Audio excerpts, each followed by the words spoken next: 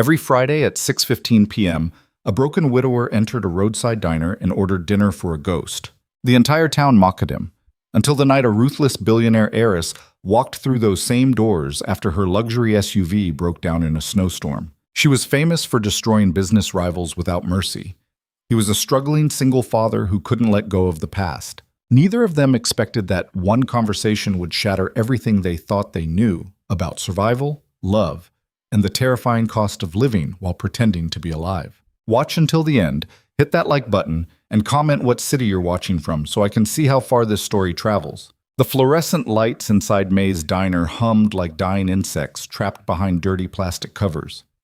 Caleb Hayes pushed through the glass door at exactly 6:15 p.m., same as he did every Friday, and the bell above rang out the same flat note it had been ringing for the past 2 years.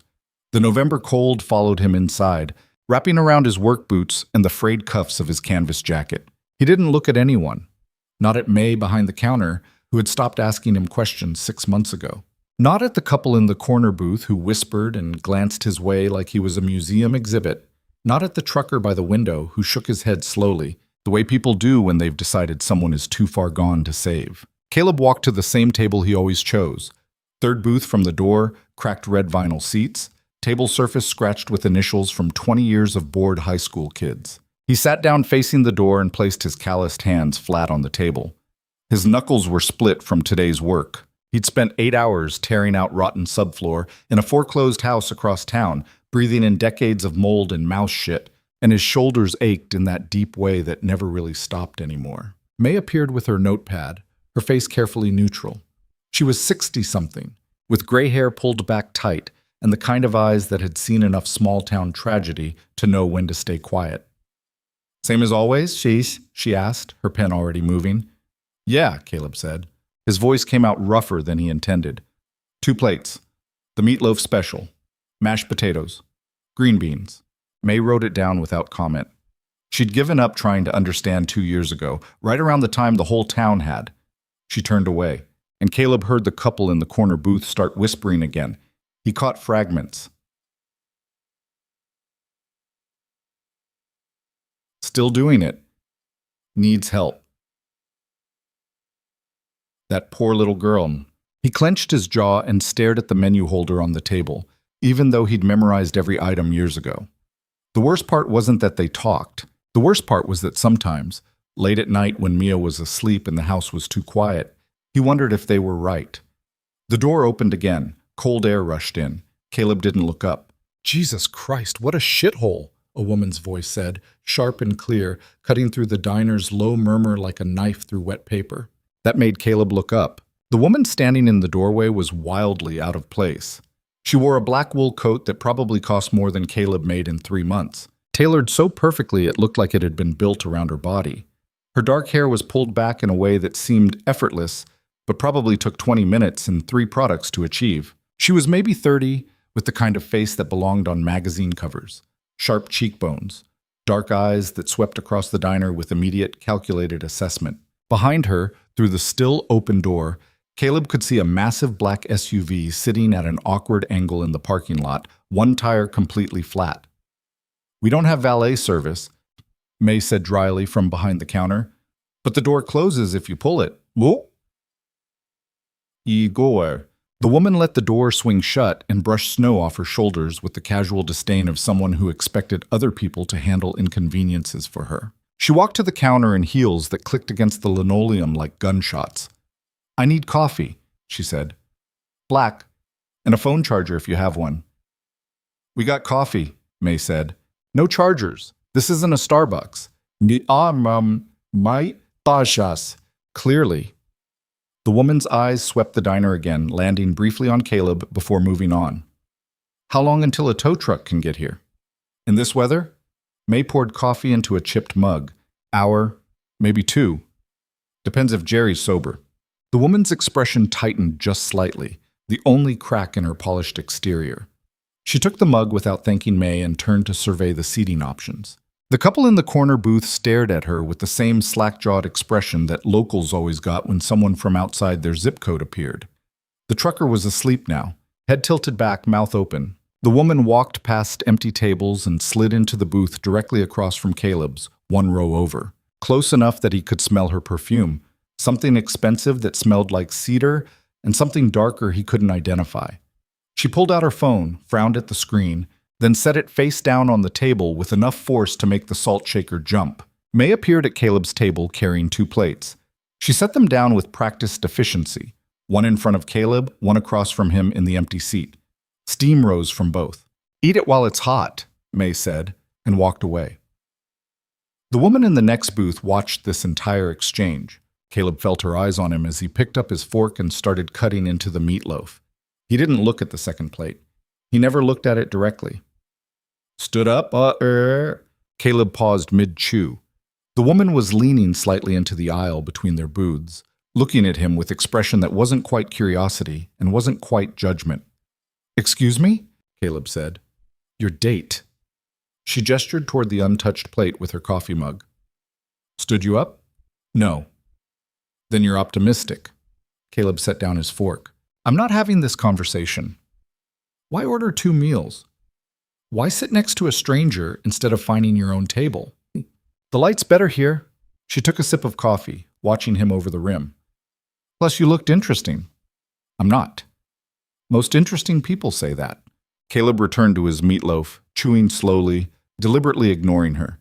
He'd gotten good at ignoring people over the past 2 years. But this woman didn't seem to understand the social cues that made other people back off. She just sat there, drinking her coffee, occasionally glancing at her useless phone, and watching him with the kind of attention that made his skin itch. Finally, she spoke again. "Does she know she's late?" "She's not late." Caleb's voice came out flat. "She's not coming." "Then why?" "Because I made a promise." He said it more sharply than he meant to. "Can you drop it now?" The woman tilted her head slightly, studying him with dark, intelligent eyes. "What kind of promise?" "The kind that's none of your business." She smiled, but it wasn't a warm smile. It was the smile of someone who'd just found something interesting to pick apart. "Fair enough." Silence settled between them. Outside, snow was starting to fall harder, visible in the sodium vapor lights of the parking lot. Caleb ate mechanically, tasting nothing, going through motions he'd gone through 100 times before. The second plate stayed untouched. "Vivian Sterling," the woman said suddenly. She wasn't looking at him anymore, just staring into her coffee like it might have answers. In case you were wondering, Caleb wasn't wondering, he didn't care, but something about the way she said her own name, tired, almost resentful, made him glance up. "Caleb Hayes." "You don't read much news, do you, Caleb?" "Not if I can help it." "Good instinct." She drained the rest of her coffee. "It's mostly garbage anyway." May appeared with the check, sliding it face down onto Caleb's table. He pulled out his wallet, cracked leather, held together with duct tape, and counted out exact bills. May took them and walked away without a word. Caleb stood, buttoning his jacket. He left the second plate sitting there, untouched, cooling under the fluorescent lights. "You're just going to leave it?" Vivian asked. Caleb looked down at her. Up close, he could see she was younger than he'd first thought. Maybe 29, 30 at most. There were faint shadows under her eyes, the kind that came from too many late nights and not enough sleep that actually mattered. "Every week," he said. "Same time, same table, same meal." "For how long?" 2 years. Vivian's expression shifted. Not quite pity, not quite understanding, but something in between. "That's a long time to wait for someone who isn't coming." "I'm not waiting," Caleb said quietly. "I'm remembering. He walked out before she could ask anything else. The cold hit him like a fist, and he pulled his jacket tighter, hunching his shoulders against the wind. His truck was parked at the far end of the lot, a '98 Ford with primer spots and a passenger door that didn't lock. He climbed in, started the engine on the third try, and sat there for a moment with his hands on the wheel. Through the diner's fogged windows, he could see Vivian Sterling still sitting in her booth, backlit by the ugly yellow lights, staring at nothing. Caleb put the truck in gear and drove home. The house was dark when he pulled into the gravel driveway. It was a small 2-bedroom he'd bought 3 years ago for almost nothing because it had been days away from condemnation. He'd spent 2 years fixing it up. New roof, new wiring, new plumbing, new everything, but it still had the exhausted look of a place held together by determination rather than craftsmanship. Inside, the babysitter was asleep on the couch with the TV playing some reality show on mute. Her name was Rachel, and she was 17 and saving up for community college. Caleb woke her gently, paid her in cash, and waited until her mom picked her up before locking the door. He walked down the narrow hallway to Mia's room and pushed open the door carefully. His daughter was asleep in her twin bed, curled up under a quilt her grandmother had made. She was 7 years old, small for her age, with dark hair that tangled into impossible knots every night. One arm was thrown over her stuffed elephant, a gift from her mother that she refused to sleep without. Caleb stood in the doorway for a long time, just watching her breathe. This was the only part of the day that didn't hurt. The only time he felt like he wasn't failing at everything. He pulled the door almost closed and walked to the kitchen. The sink was full of dishes he'd meant to wash this morning. The table was covered in Mia's homework, math worksheets with uneven numbers, spelling words written in purple crayon. He made himself a sandwich he didn't want and ate it standing over the sink, staring at nothing. His phone buzzed. A text from the contractor he was supposed to meet tomorrow morning. Pushing to 10 a.m. Client wants changes. Caleb typed back a thumbs up and set the phone on the counter. 10 meant he could take Mia to school himself instead of relying on the neighbor. Small victories. He showered in water that never got quite hot enough, scrubbing sawdust and drywall dust from under his nails. In the mirror, he looked older than 32. There were lines around his eyes that hadn't been there 3 years ago, gray starting at his temples. He'd lost weight he couldn't afford to lose. In bed, he lay awake for a long time, listening to the house settle and the wind rattle the window frames. He thought about the second plate sitting on the table at May's diner, getting cold, eventually scraped into the trash. He thought about Vivian Sterling, who'd asked too many questions and looked at him like he was a puzzle she wanted to solve. He thought about Emma. Always Emma. She'd been 28 when they met, working double shifts at a hospital in the city, trying to pay off nursing school loans. He'd been installing new cabinets in the break room, and she'd asked him if he could fix the coffee maker while he was at it. He'd laughed and said that wasn't in his contract. She'd smiled and said neither was free coffee, but here they were. 6 months later, they were married. A year after that, Mia was born. And for 3 perfect years, Caleb had believed the universe might actually be capable of fairness. Then the headaches started. Then the diagnosis. Then 9 months of watching the strongest person he'd ever known get carved away piece by something neither of them could fight. Before she died, Emma had made him promise something. Not in the hospital. She'd been too far gone by then, tangled in tubes and monitors, barely there behind her own eyes. She'd made him promise 3 weeks earlier, sitting at their favorite table in May's diner, picking at fries she couldn't really taste anymore. "Don't stop going," she'd said. Her voice had been thin, stretched tight over pain she was trying to hide. "After. When I'm gone. Don't let this place become sad for you. Emmy." "Promise me, Caleb, promise. You'll keep coming here. Keep ordering the meatloaf. Keep." She'd stopped, swallowing hard. "Keep living in places we loved. Don't turn them into graveyards." So he'd promised. And he'd kept that promise for 2 years, every Friday night, ordering 2 plates and eating alone while the entire town decided he'd lost his mind. Maybe he had. He honestly didn't know anymore. Caleb closed his eyes and tried to sleep. By Monday morning, he'd forgotten about Vivian Sterling completely. He dropped Mia at school, watching her run across the playground toward a group of girls who tolerated her more than they included her, and drove to the job site on the south side of town. The house was a Victorian-era disaster that a young couple from the city had bought with dreams of Instagram-worthy renovations. Caleb's job was to make those dreams structurally sound enough that they wouldn't die in the night when the ceiling collapsed. He spent the morning ripping out plaster and lathe, filling a dumpster with 100 years of mouse nests and crumbling insulation. His partner for the day was Danny, who was 23 and talked constantly about crypto investments he didn't understand. Caleb let the words wash over him and focused on the work. At lunch, they sat on the porch eating sandwiches from the gas station. Danny was scrolling through his phone, shaking his head at something. "Dude, you see this?" He turned the screen toward Caleb. "That Sterling woman, the tech billionaire? Someone got a photo of her at some shitty diner upstate." Caleb's sandwich turned to paste in his mouth. On Danny's phone was a grainy photo taken through a window. He could see the inside of May's diner, the counter, the booths, and clearly visible in the foreground, Vivian Sterling sitting alone with a cup of coffee. "Why's that news?" Caleb asked, trying to sound disinterested. "Are you kidding? She's worth like $5 billion. She doesn't go to places like that. People are losing their shit trying to figure out what she was doing in the middle of nowhere." Danny zoomed in on the photo. "Look, you can see her driver's license in her hand. Some people are saying she got stranded or something." Caleb finished his sandwich without tasting it. "Caleb, sounds boring." "Mo soy boring? Dude, she's like the most brutal CEO in tech. She fired 300 people last month over email. On Christmas Eve, someone made a TikTok about it that got like 40 million views." Danny finally put his phone away. "Rich people are insane, man." They went back to work. Caleb tried not to think about it, but the image of Vivian sitting in that booth stayed with him all afternoon. The way she'd looked at him, the questions she'd asked, the tired edge in her voice when she'd said her own name, like it was something heavy she had to carry everywhere. When he picked up Mia from school, she was crying. He saw her before she saw him, sitting alone on the bench outside the main office, her backpack clutched against her chest, tears streaming down her face. Caleb's heart stopped. He parked crooked and ran across the parking lot. Hey, baby, what happened?"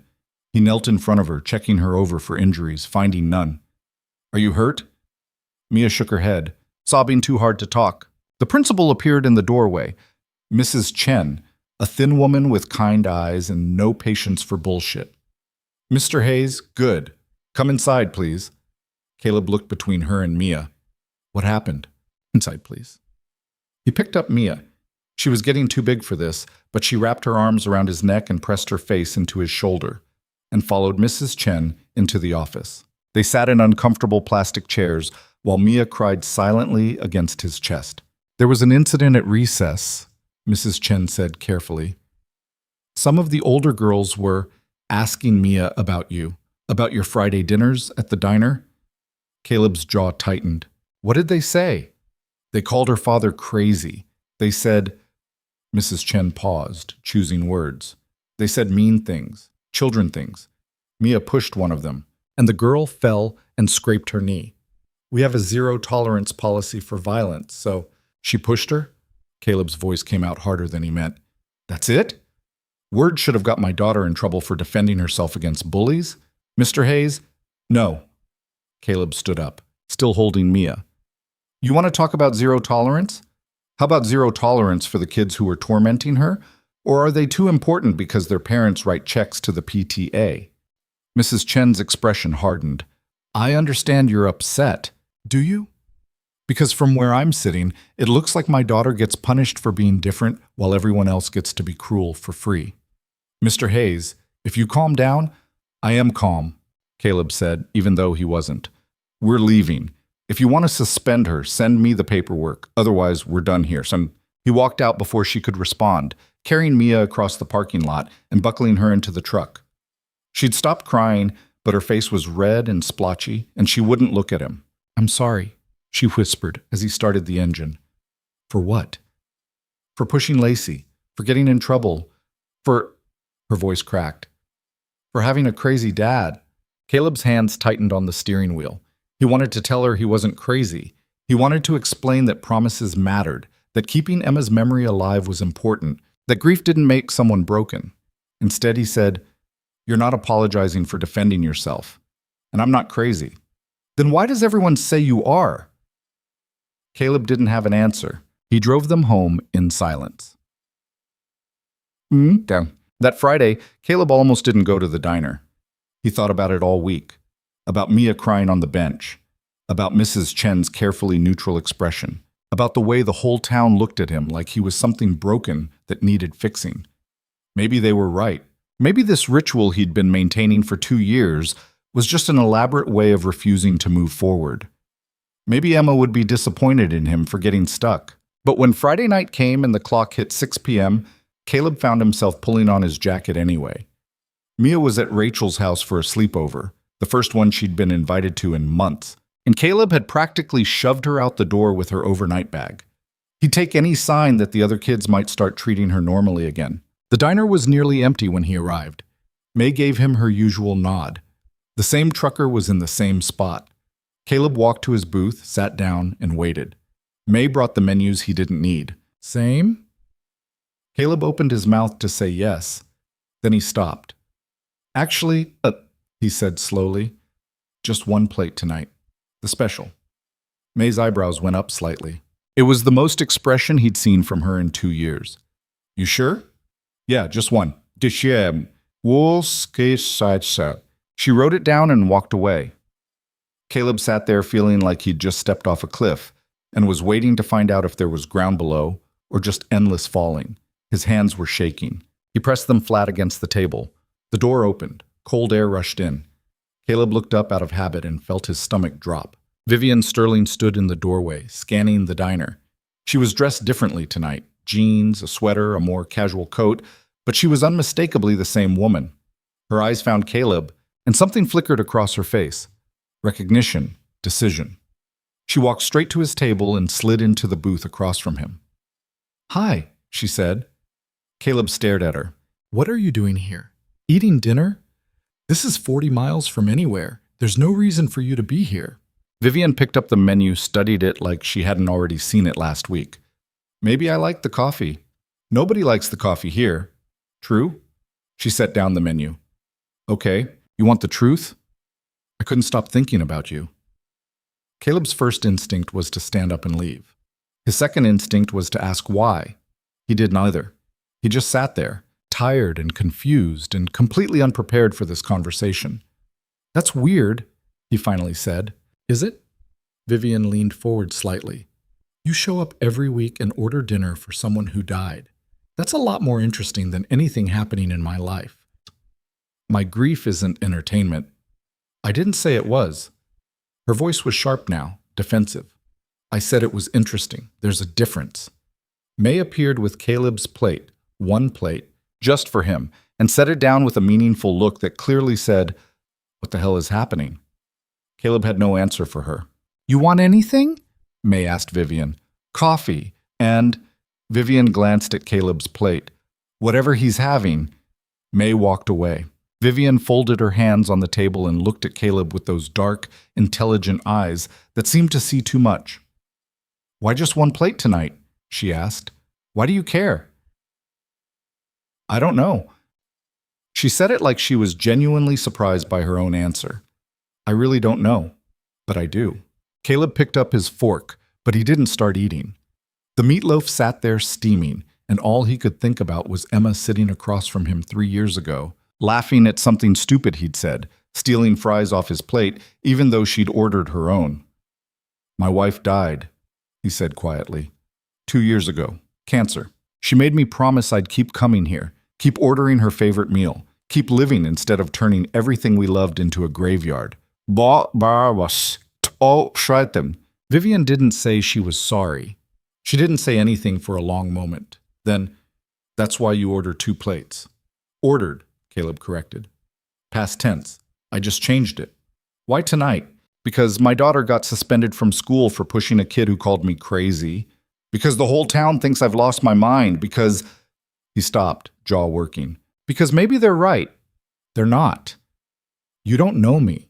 No, Vivian agreed. But I know crazy. I've spent my entire adult life in rooms full of people who smile at your face and plan your destruction behind your back. I've watched people burn down their own companies out of spite. I've seen adults throw literal tantrums because they didn't get corner offices. She paused. You're not crazy. You're grieving. Those aren't the same thing. May returned with Vivian's order. They ate in silence for a while, the diner's fluorescent lights humming overhead, the wind rattling the windows. It should have been awkward. Somehow, it wasn't. Can I ask you something? Caleb said finally. Yes. Why are you really here? And don't say the coffee. Vivian set down her fork.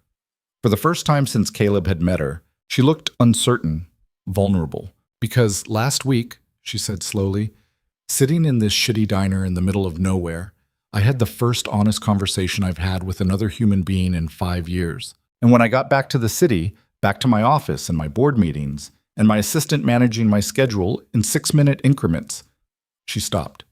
Everything felt fake, like I was playing a character in someone else's story. But here, Talking to you, I felt real for half an hour. Caleb didn't know what to say to that. That's also weird, he managed finally. Vivian laughed. A real laugh, not the polished sound of someone performing amusement. Yeah, it really is. They finished eating. May brought the check, and this time Vivian grabbed it before Caleb could. I'm paying, she said when he started to protest. I can't let you. It's $22. I'm not buying you a car. Let me do this. Caleb sat back, studying her. Okay, fine. Outside, the snow had started again, fat flakes drifting down through the parking lot lights. Vivian pulled on her coat, and they walked out together into the cold.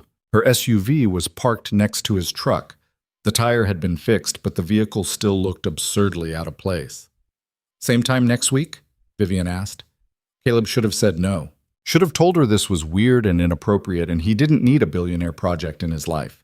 Instead, he heard himself say, yeah, same time. Vivian smiled, small, genuine. Good.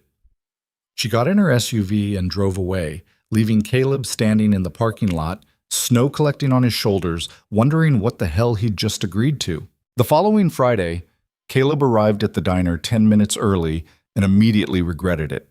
He sat in his truck with the engine running, heat blasting against the November cold, watching the door and feeling like an idiot.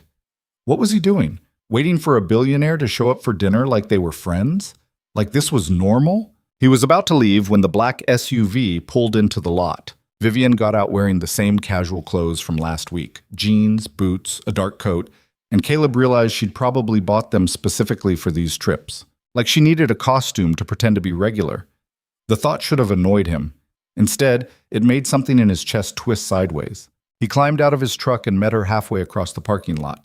You're early, Vivian said. So are you. I didn't want to be late. It's not a date, Caleb said automatically. I didn't say it was. They stood there in the cold, breath fogging between them, neither moving toward the door. Finally, Vivian laughed. That real laugh again, the one that didn't sound practiced. This is stupid, she said. We're both standing in a parking lot, freezing our asses off because neither of us knows what we're doing. I know what I'm doing, Caleb lied. I'm getting dinner. Right, with someone you don't know and didn't invite. You invited yourself. I did. Vivian started walking toward the diner. And you're still here, so clearly you didn't mind that much. Caleb followed her inside. May looked up from wiping down the counter, her expression shifting from neutral to something close to surprised when she saw them walk in together. The trucker in the corner booth stopped mid-chew. A waitress Caleb didn't recognize dropped a fork. Small towns. Everything was a fucking production.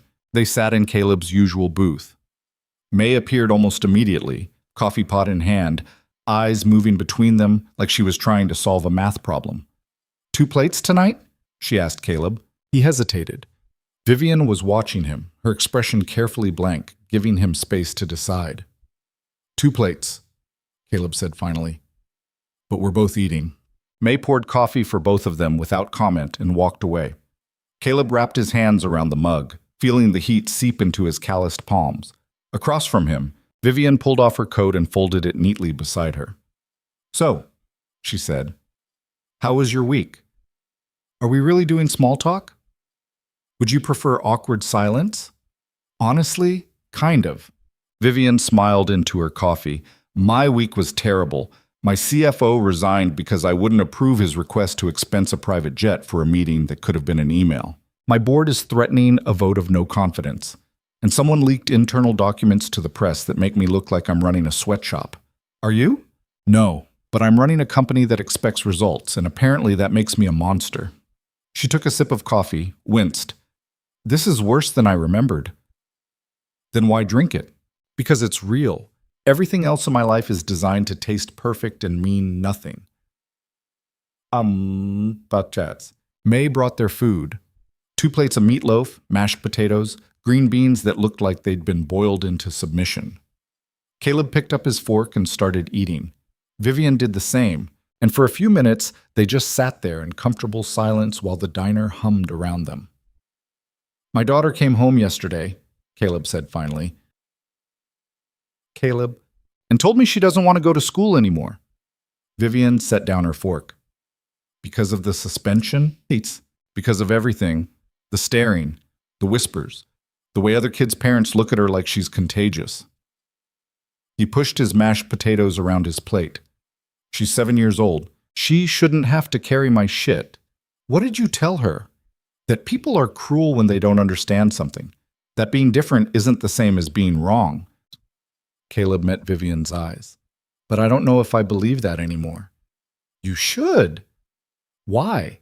Because you know so much about my life? No, Vivian said quietly, because I know what it's like to be different. To have everyone watching, waiting for you to fail, treating you like you're either a saint or a monster with no room to just be human. Caleb studied her. In the harsh diner lighting, she looked tired, the kind of tired that sleep didn't fix. That why you keep coming back here? He asked. To feel human? Maybe. Vivian picked up her fork again, but she didn't eat. Or maybe I'm just tired of being surrounded by people who want something from me. Money, access, status, whatever. She paused. You don't want anything. That's rare. I want you to stop psychoanalyzing me over meatloaf. Deal. If you stop pretending you don't want to talk to someone. Caleb opened his mouth to argue, then closed it. She wasn't wrong. The truth was, the past 2 years had been crushingly lonely. His friends had drifted away, not knowing how to talk to him after Emma died. His family lived 3 states over and called once a month out of obligation. May was kind but distant. Mia needed him to be a father, not a friend. And here was this strange, sharp woman who'd crashed into his life for no good reason, asking nothing from him except honesty. Fine, he said. We can talk. But if you start asking me about my feelings, I'm leaving. Vivian's smile was small and genuine. Noted. They finished eating. May brought the check, and again Vivian grabbed it before Caleb could move. He didn't fight her this time. Outside, the temperature had dropped another 10 degrees. They stood by their vehicles, snow crunching under their boots. Same time next week? Vivian asked. You're just going to keep doing this? Unless you tell me to stop. Caleb should have told her to stop. Should have said this was weird and confusing and he didn't need complications. But standing there in the cold with this woman who'd somehow become the most honest conversation in his week, he couldn't make himself say it. Same time, he agreed. Over the next month, Friday nights became the thing Caleb looked forward to and dreaded in equal measure. Vivian showed up every week at 6:15 sharp. Sometimes they talked about nothing, the weather, the terrible coffee, May's ability to serve food with maximum judgment. Sometimes they talked about real things.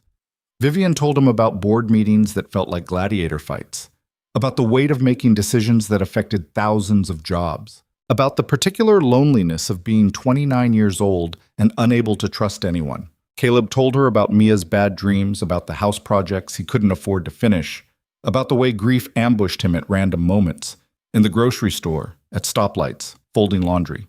They never talked about what they were doing, never defined it. It existed in this strange space between friendship and something else, something neither of them wanted to name. Then, the second Friday in December, Vivian didn't show up. Caleb waited until 6:45 watching the door, telling himself he wasn't disappointed. She probably had work. She probably got tired of slumming it in a small-town diner. She probably remembered she was a billionaire, and he was a carpenter barely keeping his head above water. He ate alone. May didn't comment, but her expression said everything. When he left, he drove home angry at himself for caring. His phone rang as he pulled into his driveway. Unknown number. Yeah? He answered. Don't hang up. Vivian's voice, tense and low. I know I missed dinner. I'm sorry. Something came up. You don't owe me an explanation. I'm at my office in the city. There's a situation. I can't. She stopped, and Caleb heard voices in the background, aggressive and overlapping. I have to go, but I wanted to call. I didn't want you to think I just bailed. It's fine, Caleb said, even though it wasn't. It's not. And More voices, sharper now. Someone was yelling. Shit, I really have to go. I'll call you later. She hung up. Caleb sat in his truck staring at his phone, wondering when this had become complicated. Vivian called 3 hours later. Caleb was in bed, not sleeping, when his phone lit up. You still awake? She asked. Yeah. Can I tell you something without you thinking I'm insane? Probably not, but go ahead. Oh. He heard her breathe out, long and shaky. I fired my entire executive team tonight. All of them. 18 people. Because I found out they've been running a separate set of books to hide revenue losses they caused by making decisions without my approval. Marcy Maskishui Cheptuatse. Caleb sat up. Jesus. It gets better. They're threatening to sue. The board is having an emergency meeting tomorrow to discuss removing me as CEO, and the press is going to have this story by morning because one of them already leaked it. Another shaky breath. So that's my Friday. How was yours? I ate meatloaf alone and felt pathetic about it. Vivian laughed, but it was brittle. Want to trade? Not even a little bit. They talked until almost midnight. Vivian in her corner office 40 miles away, Caleb in his bedroom with the heater rattling. She told him about the moment she'd realized the betrayal, the cold clarity that had settled over her as she'd methodically destroyed the careers of people she'd trusted. He told her about the year after Emma died, when he'd almost lost the house because he couldn't focus long enough to finish jobs, when he'd seriously considered whether Mia would be better off with his sister. Neither of them said why they were telling each other these things. Neither of them acknowledged that this was no longer just Friday night dinners. When they finally hung up, Caleb lay awake for another hour, staring at the ceiling, trying to figure out what the hell was happening to him. The next Friday, Vivian showed up at 6:15 with a black eye. Caleb stood up so fast he knocked his water glass over. What happened? Sit down, Vivian said quietly. It looks worse than it is. That's not an answer. She slid into the booth, moving carefully, like her ribs hurt. May appeared with coffee, took one look at Vivian's face, and disappeared without a word. Tell me what happened, Caleb said, his voice low and dangerous. A reporter cornered me outside my building, wanted a statement about the executive firings. I said no comment. He followed me to my car. Vivian wrapped her hands around her coffee mug. I pushed him away. He pushed back. I fell against the car door. End of story. Did you call the police and deal with more media attention? No. Vivian, it's handled, Caleb. My security team pulled him off. He's been banned from the building. My lawyers are considering options. She took a sip of coffee, winced when the hot liquid touched her split lip. I'm fine. You're not fine. You're sitting in a diner with a black eye because you have nowhere else to go. Something cracked in Vivian's expression. For a second, she looked young and lost and completely overwhelmed. Then the mask came back up. You're right, she said. I have an 8,000 square foot penthouse, a mansion in the Hamptons, and a beach house in Malibu. But the only place I want to be is this shitty diner with you. So yeah, maybe I'm not fine. May brought their food. Neither of them touched it. I can't do this anymore, Vivian said quietly. Caleb's stomach dropped. Do what? Pretend I'm in control. Pretend the board isn't about to force me out. Pretend 18 people I trusted didn't just try to destroy everything I built. She looked at him, her eyes too bright. Pretend I don't drive 40 miles every Friday because talking to you is the only thing that makes me feel like I'm not disappearing. Caleb didn't know what to say. Across the diner, the trucker was pretending not to listen. May was definitely listening. None of it mattered. I'm not a solution to your problems, Caleb said carefully. I know. I'm a broke single dad with a dead wife and a kid who gets bullied because of me. I know that too. So what are you doing here? Vivian met his eyes. I have no idea, but I know I can't stop. They sat there in the terrible silence that came after someone said something true and scary. Finally, Caleb reached across the table and took her hand. Her fingers were cold. He held them anyway. Eat your dinner, he said. Then we'll figure out what comes next. Vivian's smile was small and broken and real. Okay. They ate slowly, not talking, just existing in the same space. When they finished, Caleb paid. He insisted, and Vivian let him, and they walked outside together. The December wind cut through their coats. I should go, Vivian said, but she didn't move. Yeah, the board meeting is Monday. They're probably going to remove me. What happens then? Okay, I don't know. I've never failed at anything before. She looked at him. That sounds arrogant. It sounds honest. Vivian stepped closer. They were standing too close now, close enough that Caleb could see the different colors in her black eye, the way her breath fogged in the cold. I should have stayed away from you, she said. This isn't fair to you. Nothing's fair, Caleb said. We just do our best anyway. She kissed him, quick and soft and tasting like coffee. Then she pulled back, searching his face for a reaction.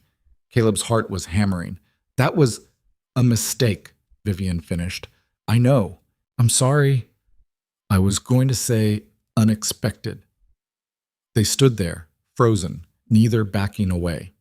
Finally, Vivian laughed, that real laugh he'd started to need. We're idiots, she said. Yeah, this can't work. Probably not. So we should stop. We should. Neither of them moved. Caleb's hand came up, almost on its own, and touched her face carefully, avoiding the bruise. Vivian leaned into it, closing her eyes. Next Friday? She asked. Next Friday? Caleb agreed. On Monday morning, Caleb's phone exploded with notifications. He was at a job site, tearing out a rotted bathroom, when Danny started shouting from the other room. Dude! Get in here! Caleb dropped his crowbar and walked into the hallway. Danny was holding his phone out, eyes huge. That woman, the billionaire, Sterling, she's all over the news. Caleb's stomach turned to ice. He took the phone. The headline was from a major financial news site. Sterling Tech CEO retains control after dramatic board confrontation. Below it was a photo of Vivian leaving a building, looking exhausted but determined. The article said she'd spent 11 hours in a closed-door board meeting fighting to keep her position. She'd won by a single vote. There was another article below it, this one from a gossip site. The headline made Caleb's blood run cold. Who is the mystery man? Photos surface of Vivian Sterling's secret small-town romance. The photo was grainy, clearly taken through the diner window with a long lens, but it was unmistakable. Caleb and Vivian sitting across from each other, his hand covering hers on the table. Holy shit, Danny said. Is that you? Caleb handed back the phone without answering. His own phone started ringing. Unknown number. He let it go to voicemail. It rang again. Different number. Again. Caleb? Danny was staring at him. Dude, what's going on? I have to go, Caleb said.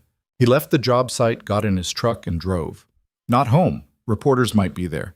Not to Mia's school. He couldn't risk them following him there. He just drove, hands shaking on the wheel, phone ringing constantly. Finally, a number he recognized. He answered. Don't talk, Vivian said immediately. Just listen. I'm sorry.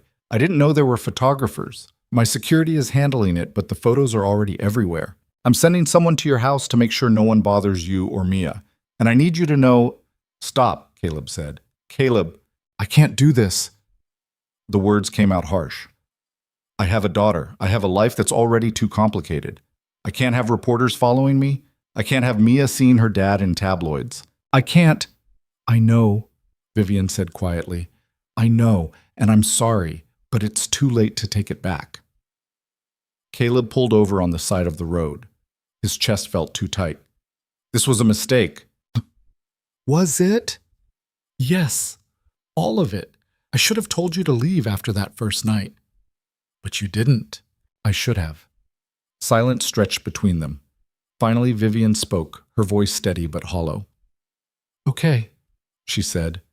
If that's what you want, I'll stay away. I'll have my lawyers issue a statement saying we're acquaintances, nothing more. The story will die in a week. A pause.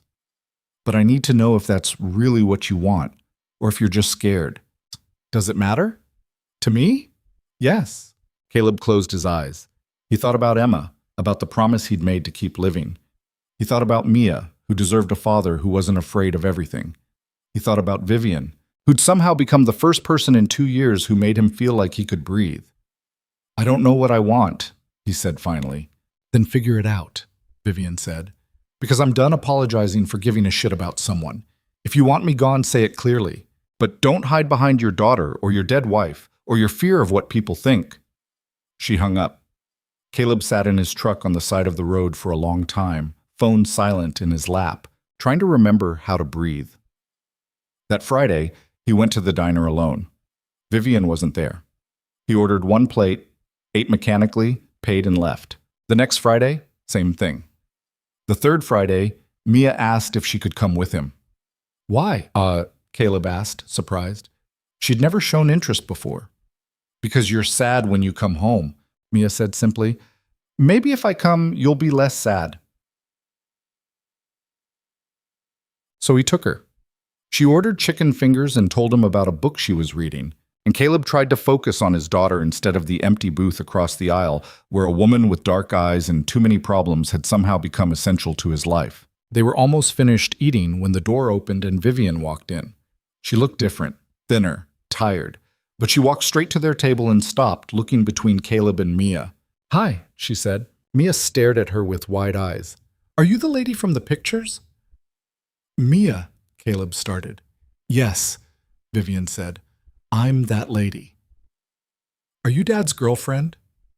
Mia, enough. But Vivian crouched down beside the booth, meeting Mia at eye level. No, she said honestly. I'm not his girlfriend. I'm just someone who cares about him a lot and messed up by not being more careful. Mia studied her with the brutal honesty of 7-year-olds. Dad cries at night sometimes. Are you why?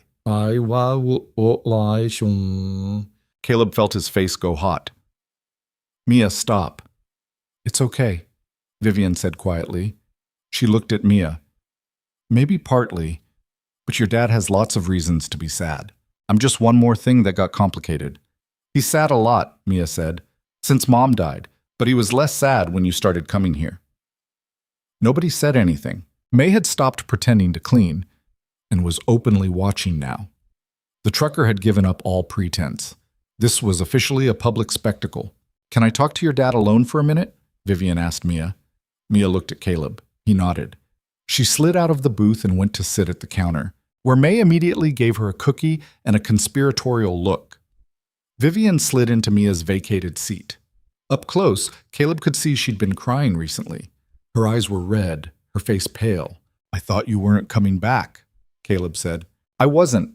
Then I realized I was letting you push me away because you're scared, and I'm tired of letting scared people make my decisions. She folded her hands on the table. So here's what I want to say. I know this is complicated. I know you have a daughter to protect. I know your life doesn't need more chaos. But I also know that the last 3 weeks without you have been the loneliest 3 weeks I've had in years, and I'm done pretending I don't need this. Need what? You. This. Whatever this is. She gestured between them. I'm not asking you to marry me, Caleb. I'm asking you to stop running away from something that might actually be good. Caleb looked over at Mia, who was watching them while pretending not to. His daughter, who'd been through so much already, who deserved stability and normalcy, and a father who didn't keep adding complications to their lives. But she'd also said he'd been less sad, and she wasn't wrong. The media's not going to stop, Caleb said quietly. Probably not. Mia's going to deal with more shit at school. Probably. Your board's going to lose their minds.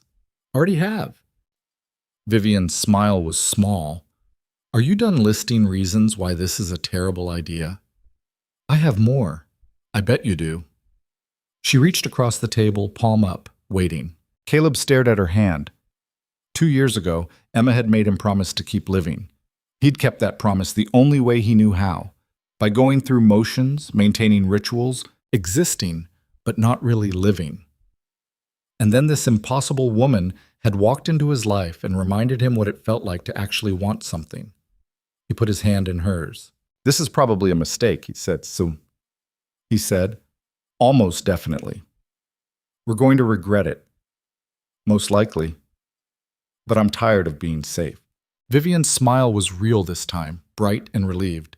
Me too. From the counter, Mia was grinning. May was shaking her head. The trucker was probably already texting everyone he knew. Caleb didn't care anymore. He held Vivian's hand across the table in a diner that had seen too much of his grief. And for the first time in 2 years, he felt something other than heavy. What Caleb hadn't anticipated was how quickly normal became impossible. The photographers showed up at Mia's school on Monday morning. 3 of them, with long lenses and zero shame, camping out across the street from the main entrance. Caleb saw them when he pulled up to drop off Mia, and his hands tightened on the steering wheel so hard his knuckles went white. "Dad?" Mia's voice was small from the back seat. "Why are those people taking pictures?" Don't look at them, Caleb said. "Just get out, walk straight to the door, and don't stop for anyone." "Are they bad people?" "They're just doing their job." He twisted around to look at her. "But if anyone tries to talk to you, anyone at all, you go straight to Mrs. Chen's office, okay?" Mia nodded, her face pale. Caleb got out and opened her door, positioning himself between her and the cameras. He could hear the shutters clicking, rapid fire, as he walked his daughter to the entrance. A woman's voice called out, "Mr. Hayes, is it true you're dating Vivian Sterling?" He kept walking. "How long have you been seeing each other? Does your daughter approve of the relationship?" Caleb got Mia through the door, watched her disappear down the hallway, then turned and walked straight at the photographers. They actually backed up, surprise on their faces. "You photograph my daughter again," Caleb said quietly, "and I will make your lives very difficult. Are we clear?" The woman who'd shouted questions held up her hands. "We're on public property. First Amendment." "I don't care about your amendment. Stay away from my kid." He got back in his truck and drove to work, his phone already ringing with a number he now recognized as Vivian's personal line. "I know," she said before he could speak. "My team is handling it. They'll be gone by this afternoon." "They were at her school, Vivian, taking pictures of a 7-year-old. "I know, and I'm sorry, but my lawyers are already drafting cease and desist letters. This stops today. It shouldn't have started at all." Silence. Then, carefully, "Are you regretting Friday night?" Caleb rubbed his face with his free hand. He was parked outside the Victorian he was supposed to be working on, but he couldn't make himself get out of the truck. "I don't know what I'm regretting. I just know my daughter is scared." "Mine too," Vivian said quietly. "You don't have a daughter." "I meant me. I'm scared too." She paused. "But I'm not running. Are you?" "Yeah." That was the question, wasn't it? Caleb had spent 2 years running from everything. From grief, from connection, from the possibility that life could be anything other than survival. And then he'd stopped running just for a moment, and immediately everything had caught fire. "I'm still here," he said finally. "Good, because I need to see you tonight. Not at the diner, somewhere private." My place?" "Too exposed. The press knows where you live. They'll be there by nightfall." He could hear her thinking, "I have a cabin, about an hour north. Nobody knows about it. Can you get away?" Caleb thought about his schedule, about Mia, about the million reasons this was a bad idea. "Yeah, I can get away. 7 o'clock. I'll text you the address." She hung up. Caleb sat in his truck for another 5 minutes, trying to figure out what he was doing. Then he went to work and spent the day ripping out old plaster, letting the physical labor quiet his mind.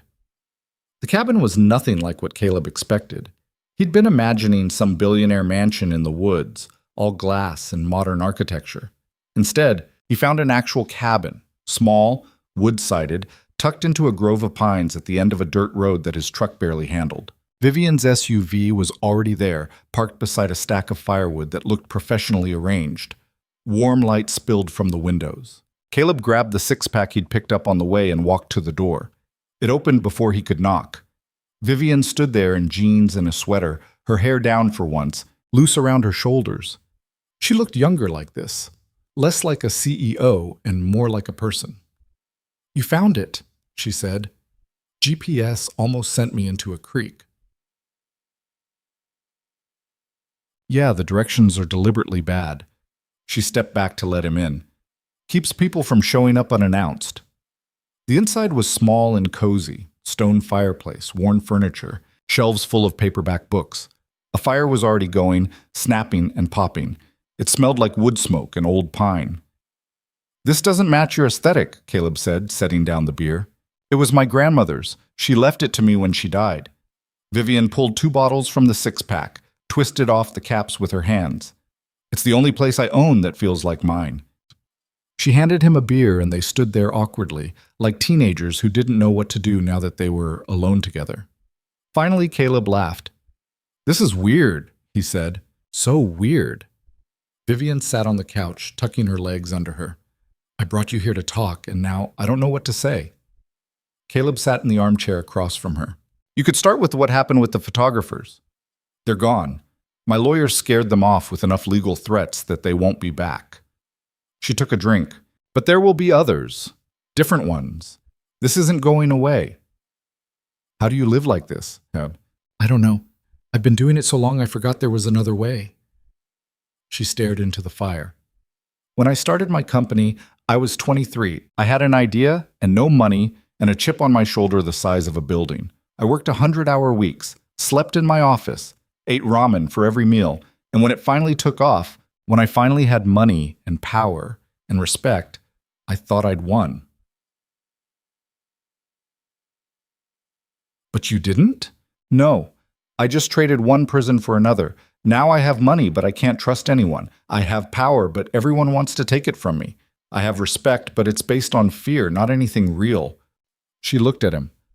"And then I met you, and for the first time in years, someone looked at me like I was just a person. Not a dollar sign, not a threat.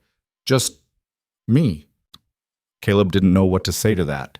He drank his beer and watched the fire and tried to process what was happening between them. "I'm not good at this," he said finally. "At what?" "Any of it. Relationships, connection, moving forward." He set down his bottle. "Emma was easy. We met, we clicked, we got married. It all happened fast and natural. I didn't have to think about it. And this isn't easy. Nothing about this is easy." Vivian smiled sadly. "No, but maybe that's better. Maybe easy things don't last. Emma lasted until cancer killed her. I'm sorry, that was stupid. No, it's..." Caleb stopped, searching for words. "You're right. It was easy. And maybe that's because we were young and stupid and didn't know how hard life could get. But this," he gestured between them, "this is hard because we both know exactly how badly things can go wrong. They sat in silence for a while. The fire crackled.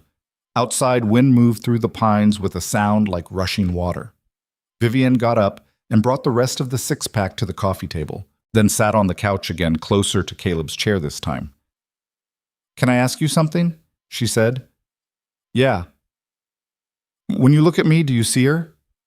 Caleb knew she meant Emma. "No, you're nothing alike. Is that good or bad?" "I don't know yet." He leaned forward, elbows on his knees. Emma was warm. She made friends everywhere. She could talk to anyone. "You're cold?" "Sharp, guarded, like you're waiting for everyone to disappoint you." "They usually do?" "Yeah, well, so do I, so we're even." Vivian laughed, real and surprised. "Is this what we're doing? Just being honest about how damaged we both are?" "Seems like a good place to start." She moved from the couch to the floor in front of his chair, sitting cross-legged, looking up at him. "Okay, honest. I haven't been in a real relationship in 6 years. The last person I dated stole proprietary code and sold it to a competitor. Before that, someone used me to get investor connections and then ghosted me when they got what they wanted. Before that, I get it, people are terrible. Are you? Probably. I'm emotionally unavailable, terrible at communicating, and still in love with a dead woman." Caleb met her eyes. "But I'm here. That has to count for something." "It does." Vivian reached up and took his hand. Her fingers were warm from holding the beer bottle. "I don't need you to be perfect, Caleb. I just need you to be honest." "I can do honest." He squeezed her hand. "I'm scared of this. I'm scared of what it means for Mia. I'm scared the media is going to destroy what little normalcy we have left. And I'm scared that I'm going to fail you the same way I feel like I failed Emma." "How did you fail her?" "I couldn't save her. I couldn't do anything except watch her die." "That's not failing. That's just being human." Caleb pulled his hand away and stood up, pacing to the window. The darkness outside was complete. No light pollution, just stars and trees and emptiness. "You don't understand. She was everything. my whole world. And when she got sick, I kept thinking if I just worked harder, found better doctors, made more money, something would change. But nothing changed. She just got worse and worse until she wasn't her anymore, and then she was gone. And you think you'll fail me the same way. I think I'm good at failing people I care about. He heard Vivian stand up behind him. Then her arms were around his waist, her forehead pressed against his back. Listen to me, she said quietly. You didn't fail your wife. You loved her. You showed up every day. You kept your promise even when it made everyone think you were crazy. That's not failing. That's the opposite of failing. Then why does it feel like I lost everything? Because you did lose everything, but you're still here. You're still trying. That takes more courage than most people ever have to find. Caleb turned around in her arms and kissed her. It was different from the parking lot kiss, not careful or tentative, but desperate and honest. She kissed him back with the same desperation, her hands fisting in his shirt, and for a few moments nothing existed except this. Two people who'd both been alone too long, finding something they hadn't known they needed. When they broke apart, both breathing hard, Vivian laughed shakily. Okay, so we're doing this. Apparently. I should warn you, I'm terrible at this part. What part? The actual relationship part. I work too much. I'm controlling. I have trust issues the size of a skyscraper. And my idea of a romantic gesture is acquiring a company someone needs to impress me. That's deeply fucked up. I know. Want to back out now while you still can? Caleb kissed her again, slower this time. No. They spent the rest of the night talking and not talking, finishing the beer, feeding the fire. Vivian told him about growing up with a grandmother who'd taught her to be ruthless and never apologize. Caleb told her about the year after Emma died, when he'd seriously considered giving Mia to his sister because he wasn't sure he could be a good father anymore. Neither of them pretended to have answers. They just existed together in that small cabin in the woods, two people trying to figure out if they could be less alone together. Around midnight, Vivian fell asleep on the couch. Caleb covered her with a blanket and sat in the armchair watching her, thinking about all the ways this could go wrong and the one small chance it might go right. The next 3 weeks were a masterclass in chaos management. The media attention got worse before it got better. Someone leaked Caleb's address, and reporters showed up at his house at all hours. Someone else tracked down his work schedule and showed up at job sites. His phone number got posted online, and he had to change it after the 15th person called asking for an interview. Mia handled it better than Caleb expected. She stopped caring what the other kids said when she realized her dad was dating someone famous, which apparently gave her social currency for the first time ever. She started telling elaborate stories at school about Vivian's wealth, most of which weren't true, and the kids who'd been bullying her suddenly wanted to be her friend. She told Lacey that you own a private island, Caleb said to Vivian one Friday night at the diner. They'd started meeting there again despite the attention because it felt important not to hide. Vivian smiled into her coffee. I don't, but I could buy one if it would help. Please don't encourage her. Too late. I already told her I'd take her shopping in New York. Vivian? What? She's 7. She should get to do fun things. She should get to be normal. Normal is overrated. Vivian reached across the table and took his hand. They did this now, small touches in public that made the cameras go crazy but felt necessary anyway.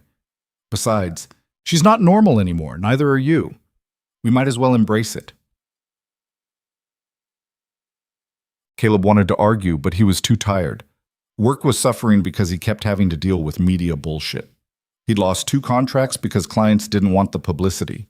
Money was getting tight again, and he was too proud to ask Vivian for help. She noticed anyway. Of course she did. The Victorian project fell through, she said carefully. The one you were excited about. Who told you that? I have my sources. You mean you're having me followed? No. I mean I care about you and I pay attention. She squeezed his hand. Let me help. No. Caleb, I said no. He pulled his hand away.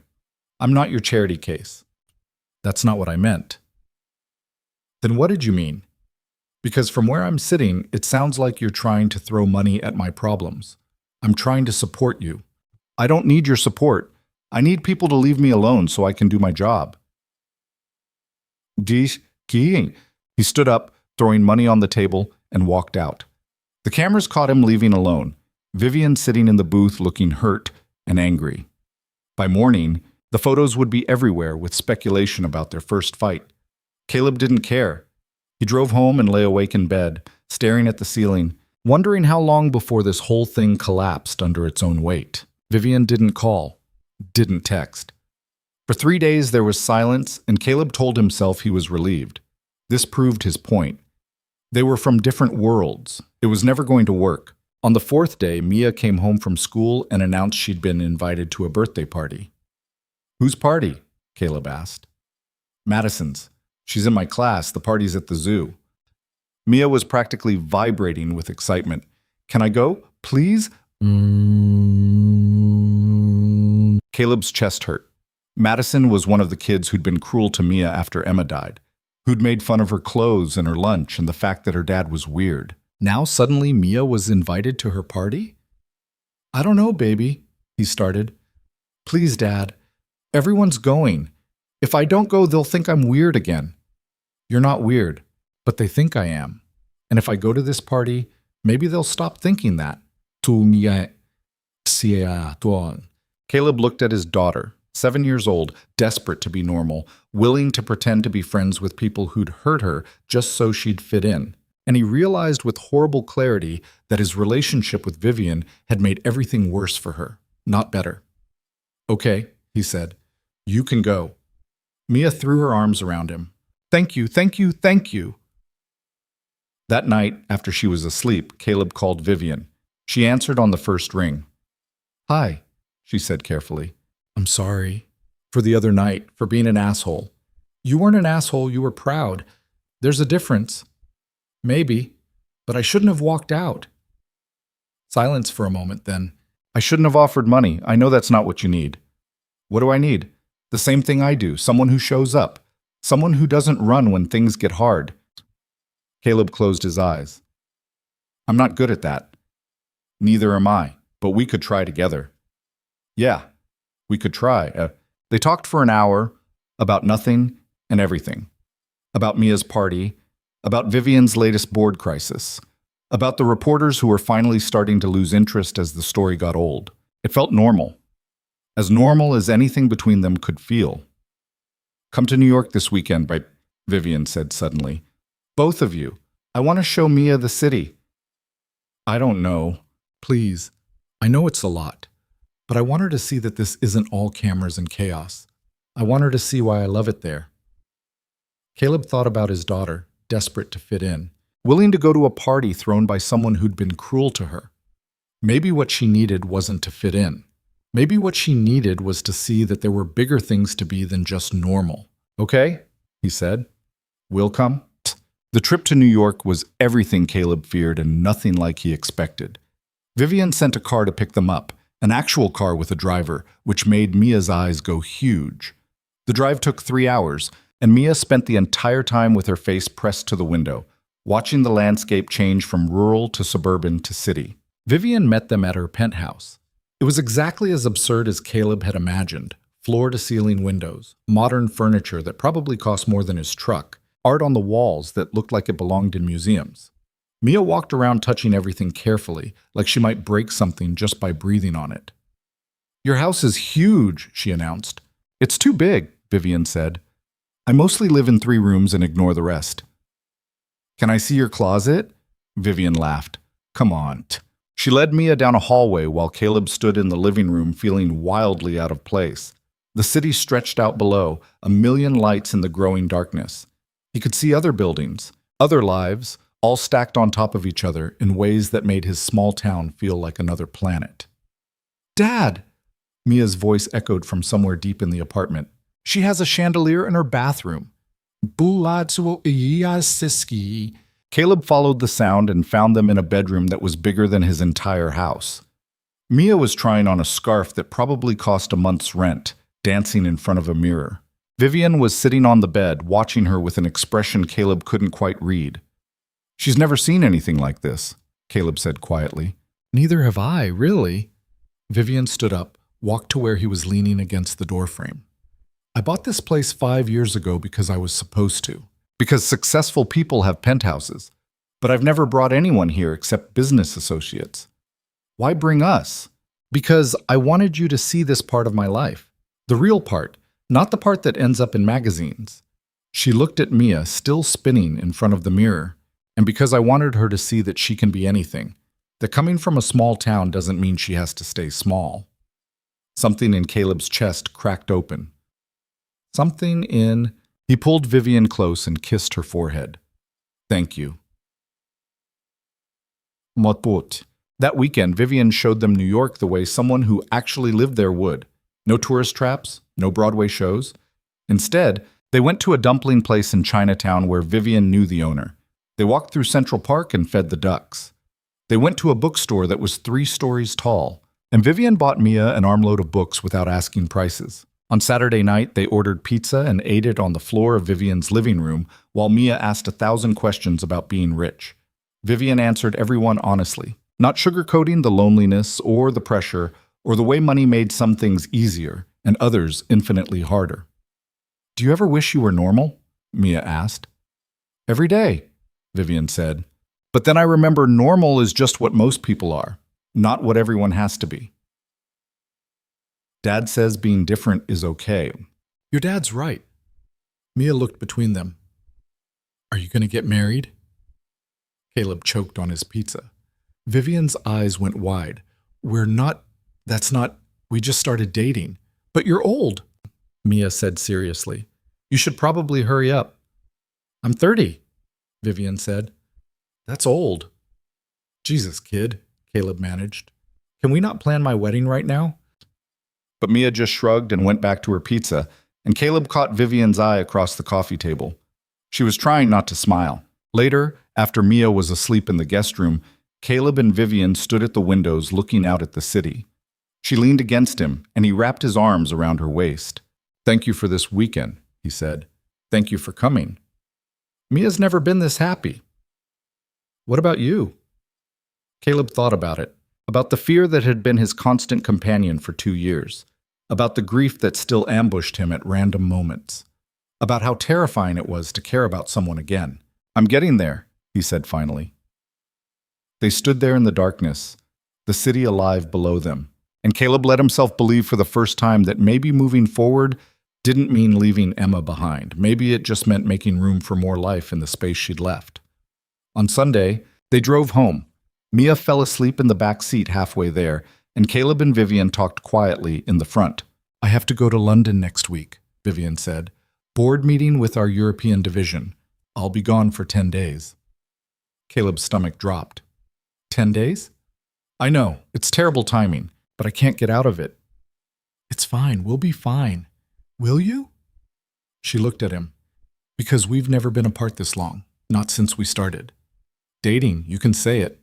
Dating, she agreed. It still sounds weird. Everything about us is weird. True. She reached over and took his hand, but I don't want you to freak out while I'm gone. I don't want you to decide this is too hard and walk away. I'm not going anywhere. Promise? Caleb squeezed her hand. Promise. But as they drove back to his small town, past bare trees and early winter darkness, he felt the familiar pull of fear trying to drag him back to safety. Back to the simple grief of Friday night dinners alone. Back to a life where nothing changed because nothing was allowed to. He looked at Mia sleeping in the rearview mirror, at Vivian beside him, her hand in his, and he made himself keep the promise before he'd had time to break it. Vivian left for London on a Tuesday morning. Caleb didn't go to the airport with her. Too public, too many cameras.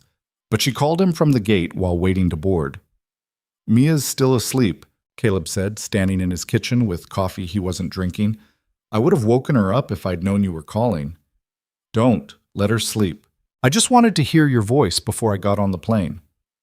It's the same voice you heard last night. I know. A pause. Background announcements echoing behind her. I'm nervous. About London? About leaving. About 10 days feeling like forever. About coming back and you having decided this was all a mistake. Caleb leaned against the counter, closing his eyes. I'm not going to decide that. You don't know that. Yeah, I do, because I'm tired of being scared of everything. He opened his eyes, stared at the coffee going cold in his hand. So go to London, destroy your board meeting. Come back and we'll figure out the next impossible thing together. He could hear her smile through the phone. Okay, okay. I have to board. I'll call you when I land. Be safe. She hung up. Caleb stood in his kitchen for a long time after, listening to the house settle around him, feeling the absence of someone who'd only been in his life for 3 months, but had somehow become essential. The first 3 days were fine. Vivian called twice a day, morning in London, evening for Caleb. They talked about nothing important. Mia's homework, the weather. A client Vivian was trying to close a deal with who kept changing his demands. It felt normal, or as normal as anything between them could feel. On the fourth day, Mia came home from school crying. Caleb was in the garage trying to fix a table saw that kept throwing the belt when he heard the front door slam. He found her in her room, face down on her bed, shoulders shaking. Hey, hey! What happened? He sat on the edge of the bed, hand on her back. Did someone hurt you? Mia shook her head, but she couldn't stop crying long enough to talk. Caleb just sat there, waiting it out the way he'd learned to do. Finally, she rolled over and looked at him with red, puffy eyes. Madison uninvited me to her party. Caleb's jaw tightened. Why? Because her mom said I'm not a good influence. Because of you and Vivian and all the pictures. Fresh tears spilled down her face. She said, I think I'm special now because my dad's dating someone rich, and that makes the other kids uncomfortable. That's bullshit. Dad. No, I'm serious. That's adult bullshit wrapped up in a 7-year-old's birthday party. Caleb pulled Mia up into his lap, even though she was getting too big for it. Madison's mom is an idiot, and Madison is learning to be one too. You don't need friends like that. But everyone was going to be there. Now they're all going to have fun without me. Then they're not your real friends. What did your term do? I don't have any real friends. Mia's voice cracked. Everyone thinks I'm weird. They thought I was weird when Mom died, and then they thought I was weird because you were sad all the time. And now they think I'm weird because Vivian is famous. I'm always going to be the weird kid. Caleb felt something crack inside his chest. He'd spent 2 years trying to protect Mia from his grief, from his choices, from the consequences of promises he'd made. And she'd suffered for all of it anyway. I'm sorry, he said quietly. This is my fault. It's not. It is. I made choices that made your life harder. The diner thing. Vivian. All of it. I was so worried about keeping my promise to your mom that I forgot you needed a dad who could just be normal. Mia pulled back to look at him. Her face was splotchy and tear-stained, but her expression was serious. I don't want you to be normal. Normal dads are boring. Boring might be better than weird. No. She shook her head firmly. Normal dads forget about their wives. They forget about promises. You didn't forget Mom. You kept loving her even when everyone said to stop. That's not weird. That's just love. Caleb couldn't speak. He just held his daughter and tried not to cry himself, because one of them needed to hold it together, and it was supposed to be him. Can I tell you something? Mia said after a while. Anything. I like Vivian a lot. And I know you're scared I don't because of Mom, but I do. She's different from Mom, but that's okay. Mom would have wanted you to be happy again. How do you know that? Because before she died, she told me. Mia's voice got quiet. She said you were going to be sad for a long time, but someday you'd meet someone new, and I should be nice to them because loving you was going to be hard work. Caleb's breath caught. She said that? Yeah, I was only 5, so I didn't really get it, but I get it now. Mia looked at him seriously. You're kind of a lot, Dad. Despite everything, Caleb laughed. Yeah, I am. But Vivian likes you anyway, so she must be pretty special. She is. Then don't mess it up because you're scared. Caleb pulled Mia close again, marveling at when his daughter had become wiser than him. I'll try not to. That night, after Mia was asleep, Caleb called Vivian. It was early morning in London, and she sounded exhausted. Bad night? He asked. Meeting ran until 3 a.m. Then I couldn't sleep. Then I had another meeting at 7. He could hear her moving around, water running. How are things there? Mia got uninvited from a birthday party. What? Why? Caleb told her the whole story. When he finished, Vivian was silent for a long moment. Then, give me the mom's name. Why? Oh, because I'm going to destroy her life. Vivian, I'm kidding, mostly. But seriously, what kind of adult punishes a 7-year-old for her father's choices? The same kind who thinks dating a billionaire makes us think we're better than everyone else. But you don't think that. No, but she doesn't know that. She just sees the headlines and makes assumptions. Caleb rubbed his face. Maybe she's right. Maybe this whole thing is making Mia's life worse. Don't do that. Do what? Use Mia as an excuse to run away. If you want out, say it. But don't hide behind your daughter. Caleb bristled. I'm not hiding. Aren't you? Every time things get hard, you find a reason why this can't work. First it was the media. Then it was the money. Now it's Mia. What's next? That's not fair. Maybe not, but it's true. Vivian's voice softened. I know you're scared. I am too. But we can't keep looking for exits every time things get difficult. I'm not looking for exits. I'm trying to protect my kid. From what? From seeing her father happy? From learning that love is worth fighting for even when it's complicated? From getting hurt when this inevitably falls apart? Silence stretched between them across 4,000 miles. Finally, Vivian spoke, her voice tight. Is that what you think is going to happen? That this falls apart? I don't know, Caleb said honestly. I don't know how to make this work. We live in different worlds. You fly to London for board meetings. I fix broken houses for people who can barely afford to pay me. Your life is chaos and pressure and expectations I can't even imagine. Mine is real, Vivian interrupted. Your life is real, and that's what I need. That's what keeps me from disappearing into all the bullshit. Her voice cracked slightly. But if you don't want this, if you can't see a way forward, then tell me now. Because I can't do another 6 days wondering if you're going to be there when I get back. Caleb closed his eyes. He thought about Emma, about the promise he'd made to keep living. He thought about Mia, who was wise enough at 7 to know that being scared wasn't a good enough reason to stop trying.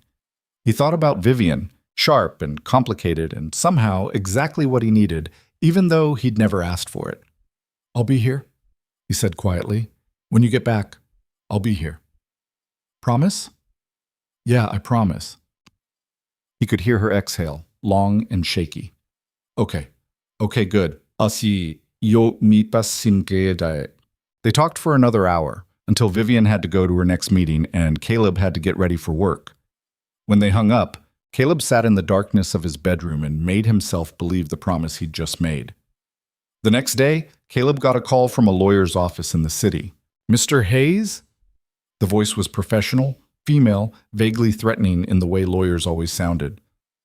This is Margaret Chen from Whitmore & Associates. I'm calling regarding a business matter related to your contracting work.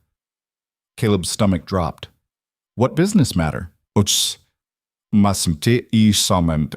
We represent several property development firms in the region. One of my clients is interested in discussing a potential partnership with you for a residential restoration project. Would you be available for a meeting next Tuesday? I don't do partnerships. I'm a one-man operation. I understand. However, the scope of this project would require additional resources, and my client believes your particular expertise would be valuable. The meeting would just be exploratory. No commitments required. Something felt off.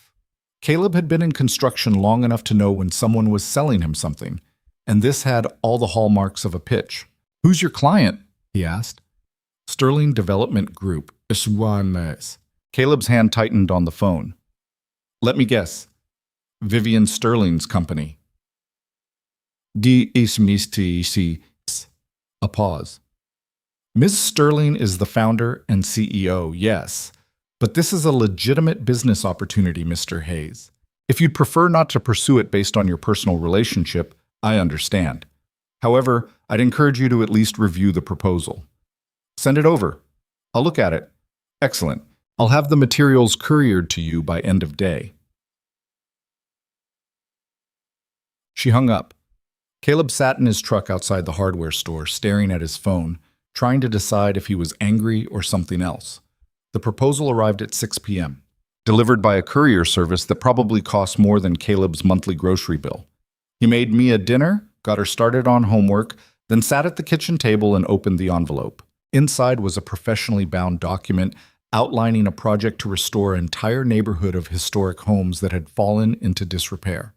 The budget was substantial, the timeline was aggressive, and the proposal explicitly named Caleb as the preferred contractor to lead the restoration team.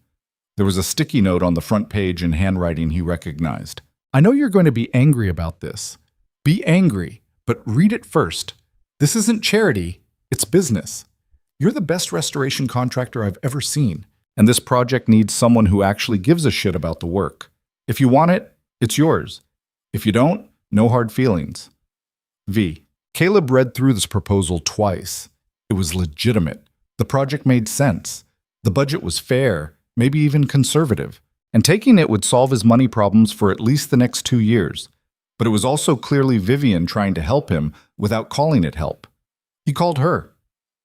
It was late in London, but she answered immediately. You read it? She asked. I read it. And I don't know if I should be grateful or furious. Both are valid. He could hear her moving around, probably pacing.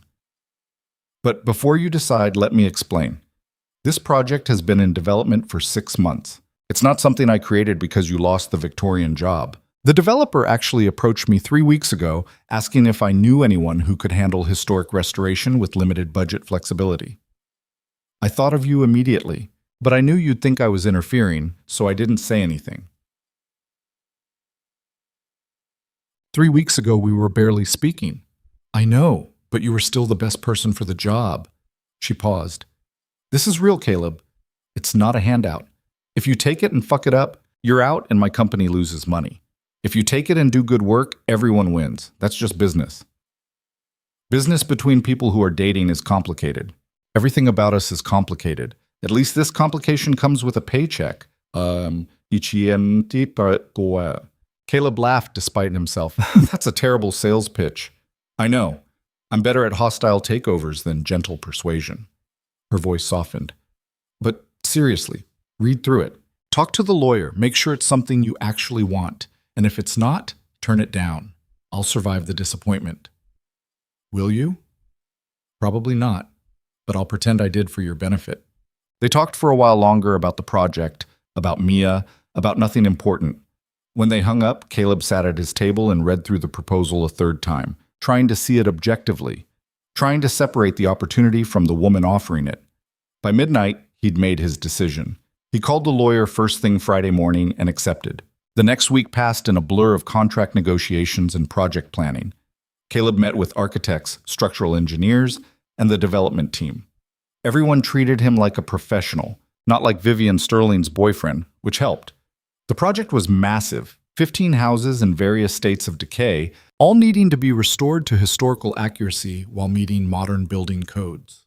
It was exactly the kind of work Caleb loved, and exactly the kind of challenge he needed. Mia noticed the change in him immediately. You're humming, she said one morning while he made breakfast. No, I'm not.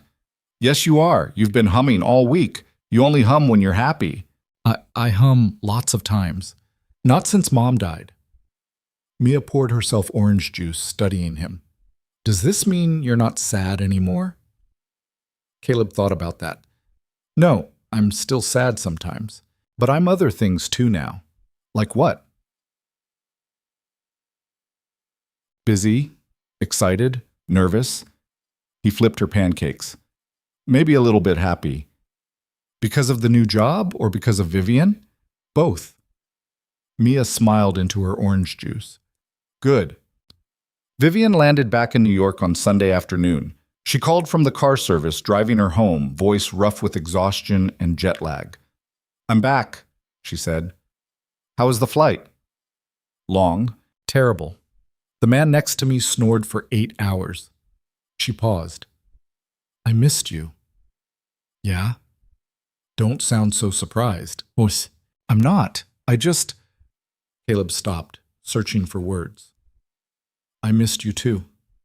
Good, because I'm coming up there tomorrow after I handle some crisis at the office. Can you take the day off? I'm my own boss now. I can take whatever days I want. Look at you, already abusing your power. Learned from the best. She laughed. I'll be there around noon. Just you. I want you all to myself for at least a few hours before I have to share you with your daughter. She's going to be pissed. She'll survive. I'll take her shopping next weekend to make up for it. You're going to spoil her. That's the plan. They hung up. Caleb spent the rest of Sunday cleaning his house in a way he hadn't bothered with in years. He changed the sheets, scrubbed the bathroom, threw out expired food from the fridge. Mia watched this whole production with obvious amusement. You really like her, she said. I do. Like her? Eat? Caleb stopped mid-scrub of the kitchen counter. I don't know, maybe.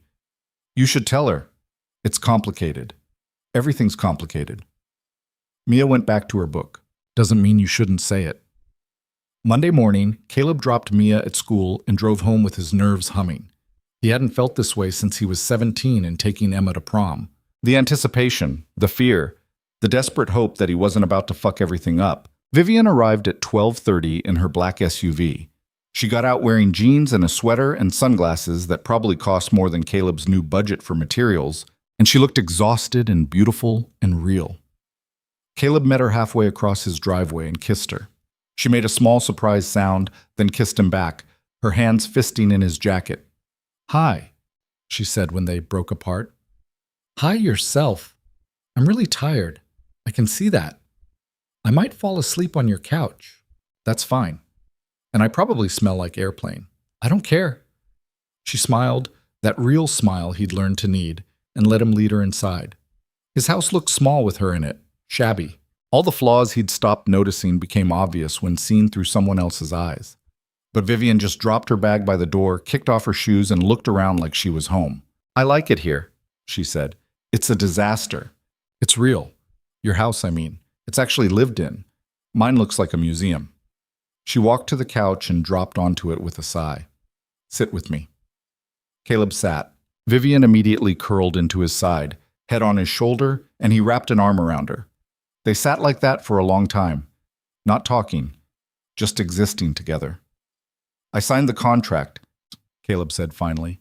I know. Margaret called me. You could have told me yourself. I wanted you to tell me.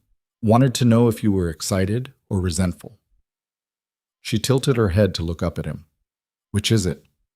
Excited, terrified, grateful. All of it. Good. Because I meant what I said. This isn't charity. You're legitimately the best person for this job. How do you know? You've never seen my work. Yes, I have. I drove past 3 of your renovation projects, took photos, had my team analyze them against comparable work in the region. She said it casually, like industrial-level stalking was normal. You're meticulous. You care about historical accuracy, and you're willing to fight with clients who want to cut corners. That's rare. You're insane. I'm thorough. There's a difference. She closed her eyes, settling deeper into his shoulder. Thank you for saying yes. Thank you for offering. They fell into comfortable silence. Outside, wind rattled the windows. Inside, the heater kicked on with its familiar clank. Vivian's breathing slowed, and Caleb realized she'd fallen asleep. He sat there holding her, this woman who'd crashed into his life and refused to leave even when it would have been easier for both of them. This woman who challenged him and supported him and somehow made him want to be better without making him feel inadequate. Mia had been right. He did love her, or was falling into it, or had already fallen and was just now admitting it. The specifics didn't matter. What mattered was that for the first time since Emma died, Caleb could imagine a future that didn't feel like just survival. Vivian woke up an hour later, disoriented and apologetic. I fell asleep. I noticed. Sorry, I'm terrible company when I'm jet-lagged. You're perfect company. He said it without thinking, then froze, waiting for her reaction. Vivian smiled. Liar. But I appreciate it. She sat up, stretching. What time do you pick up Mia? 3:30. So we have 2 hours. Give or take. Want to show me around town? I've only ever seen the diner. Caleb laughed. There's not much to show. It's basically a main street and a lot of nothing. Then show me the nothing. So he did. They drove through town in his truck, Vivian taking in everything like it was fascinating instead of mundane. He showed her the hardware store where he bought supplies, the elementary school where Mia was currently learning about fractions, the park where Emma used to take Mia when she was little. You miss her, Vivian said quietly when Caleb told her about Emma and the park. Every day. But it's different now. How? It doesn't hurt as much. Or maybe it hurts the same, but I'm stronger so I can carry it better. He glanced at her. Does that make sense? Yeah, it does. They drove to the edge of town, where development stopped and farmland began. Caleb pulled over on the side of the road, and they got out to look at the view, miles of empty fields under gray November sky, everything dormant and waiting for spring. It's beautiful, Vivian said. It's boring? No, it's peaceful. There's a difference. She leaned against the truck beside him. I spend my whole life moving at 100 miles an hour. Always another meeting, another crisis, another decision that affects thousands of people. But here, she gestured at the empty landscape. Here nothing's urgent, nothing's catastrophic. Things just exist. You could have this, Caleb said, if you wanted. You have enough money to walk away whenever you want. I know, but I can't. Why not? Because I spent my entire 20s building something that matters. Because walking away would mean all those 18-hour days meant nothing. Because... She stopped, searching for words. Because I don't know who I am if I'm not the CEO. That's been my entire identity for so long that losing it would be like losing myself. That sounds exhausting. Oh, it is. She looked at him. But being here with you, it reminds me there's more to life than just work. That I can be someone other than Vivian Sterling, ruthless billionaire. Who are you then? I don't know yet, but I'd like to find out. Caleb pulled her close and kissed her, slow and deep, trying to communicate everything he couldn't find words for. When they broke apart, Vivian was smiling. We should probably head back, she said, before you miss pickup time and Mia thinks I kidnapped you. She'd probably be fine with it. Still, I want to see her. I brought her something from London. They drove back into town. Caleb picked up Mia from school, and she threw her arms around Vivian before even saying hello to Caleb.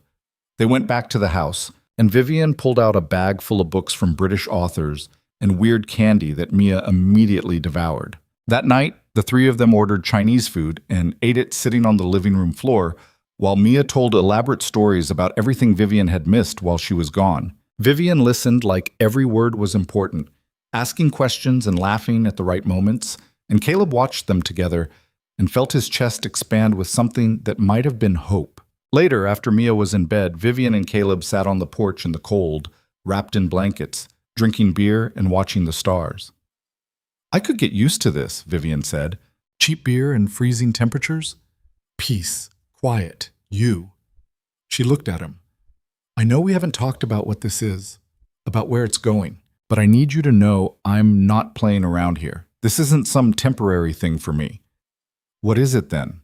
I don't know, but I want to find out. She took his hand. Do you? Caleb thought about everything that had brought them to this moment. The empty plates at the diner, the media circus, the fights and reconciliations, the way she'd somehow become essential to his daughter's happiness and his own. Yeah, he said, I do. They sat there in the darkness, holding hands like teenagers, and for the first time in 2 years, Caleb let himself believe that maybe promises weren't just about the past. Maybe they could be about the future too. 3 weeks before Christmas, Mia got sick. It started small, a cough that wouldn't quit, a fever that spiked at night and disappeared by morning. Caleb kept her home from school, made soup she barely touched, and told himself it was just a cold. Kids got colds. It wasn't anything to panic about. But on the third night, he woke to the sound of her coughing so hard she couldn't catch her breath. He ran to her room and found her sitting up in bed, gasping, her lips tinged with blue in the dim glow of her nightlight. The drive to the hospital was 12 minutes that felt like 12 hours. Mia lay in the passenger seat wrapped in blankets, her breathing shallow and ragged, and Caleb drove with one hand on the wheel and one hand on her chest, feeling it rise and fall too fast, too weak. "Stay with me, baby," he kept saying. "Just stay with me." The ER took her immediately. Pneumonia, they said. Severe. Her oxygen levels were critical. They hooked her up to machines and IV lines and oxygen masks, and all Caleb could do was stand there watching his daughter disappear behind equipment that was supposed to save her, but only made her look smaller. He called Vivian from the hallway outside Mia's room at 2 a.m, his hands shaking so badly he could barely hold the phone. "Something's wrong with Mia," he said when she answered. His voice cracked. "Really wrong." "What hospital?" "County General. But you don't have to—" "I'm already getting dressed. I'll be there in 90 minutes. She hung up before he could argue. Caleb went back into Mia's room and sat in the chair beside her bed. A nurse came in every 20 minutes to check vitals, adjust medications, write numbers on a chart that Caleb couldn't interpret.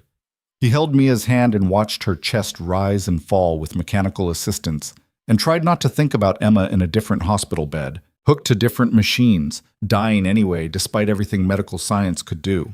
Vivian arrived at 3:47 a.m., still wearing yesterday's makeup, her hair pulled back in a messy knot, her expensive coat thrown over pajama pants and a sweatshirt. She took one look at Caleb and seemed to understand everything without him having to explain.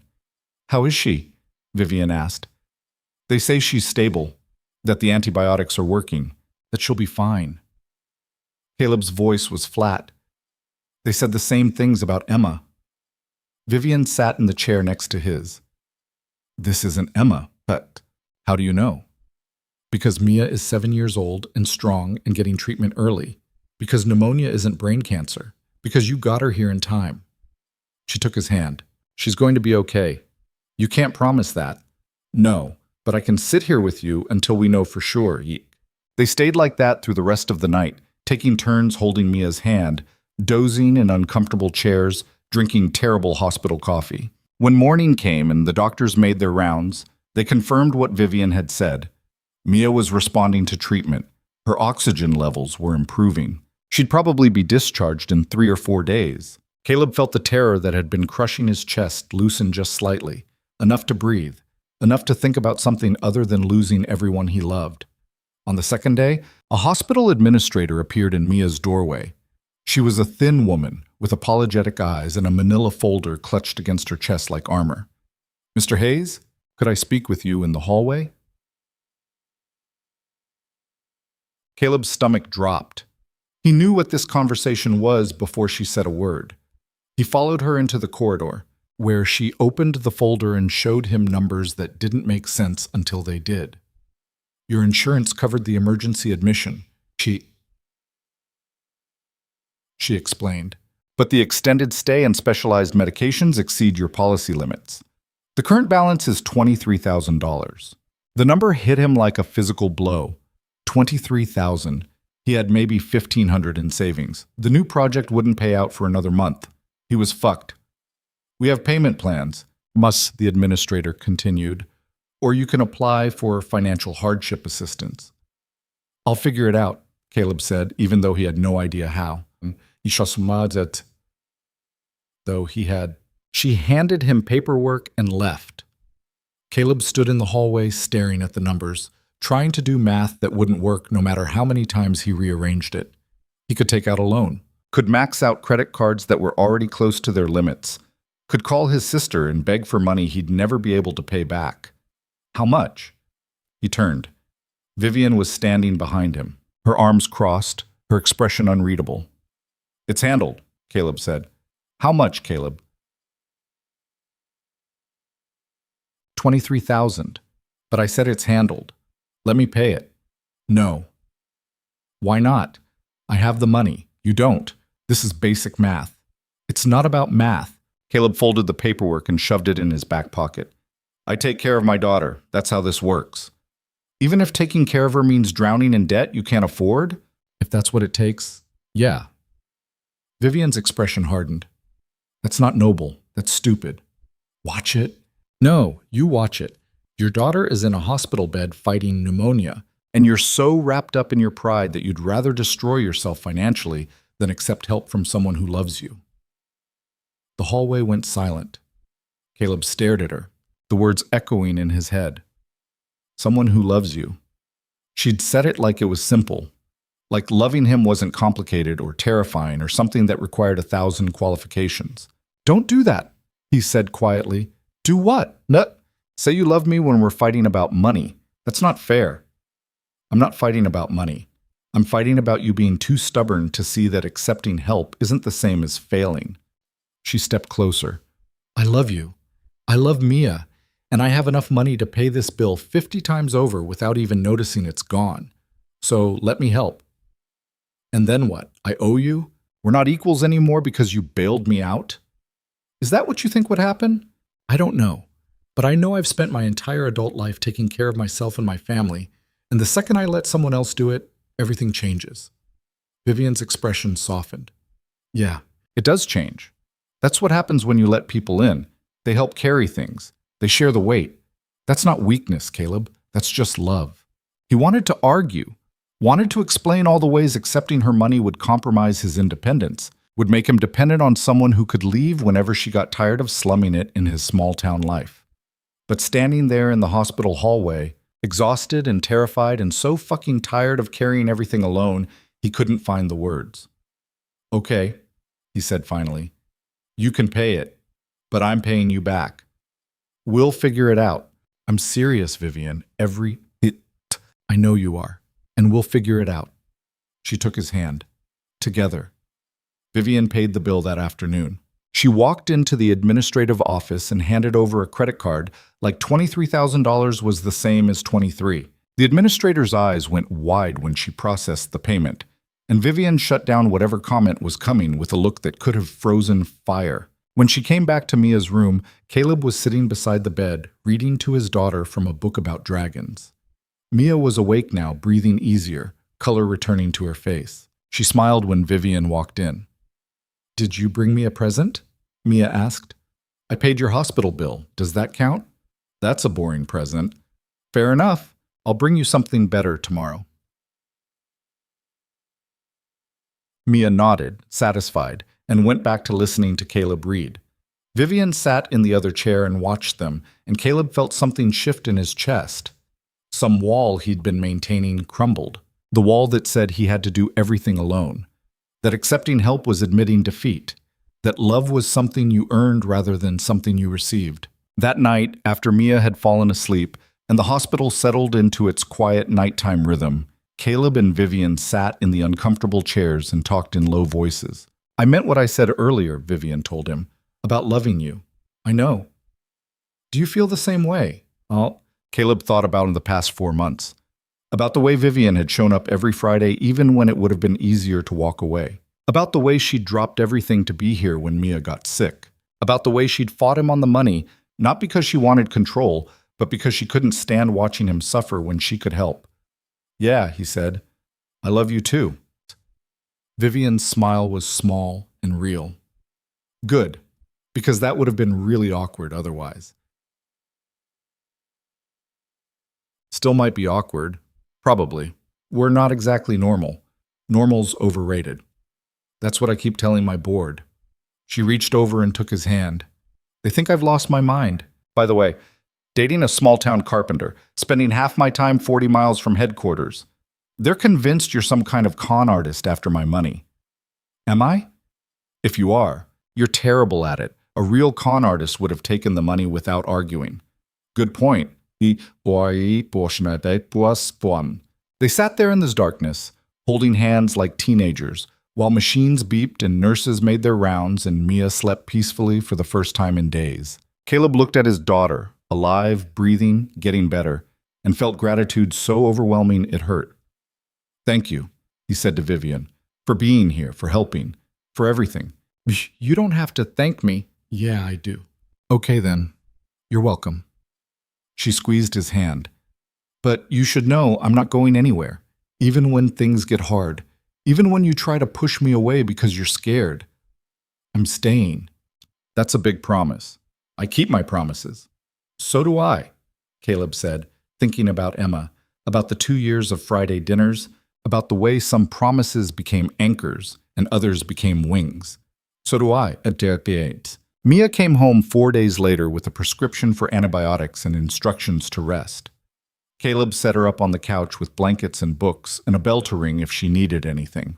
Vivian stayed for the next week, working remotely from the kitchen table while Caleb checked on Mia every 15 minutes, until Vivian finally told him to stop hovering or she'd physically remove him from the house. "She's fine," Vivian said on the third day, watching Caleb check Mia's forehead for fever again.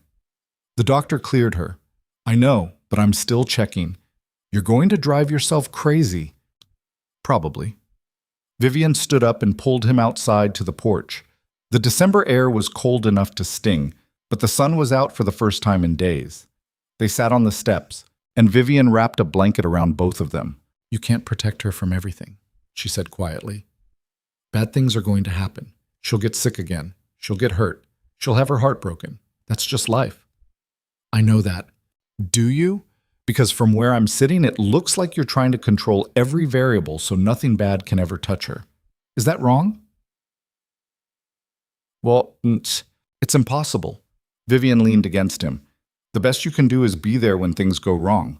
Show her that scary things happen, but you survive them. That love doesn't disappear when life gets hard." Caleb thought about Emma, about watching her die and being unable to stop it, about the 2 years he'd spent trying to protect Mia from everything painful, including his own grief, about how that protection had actually just been isolation.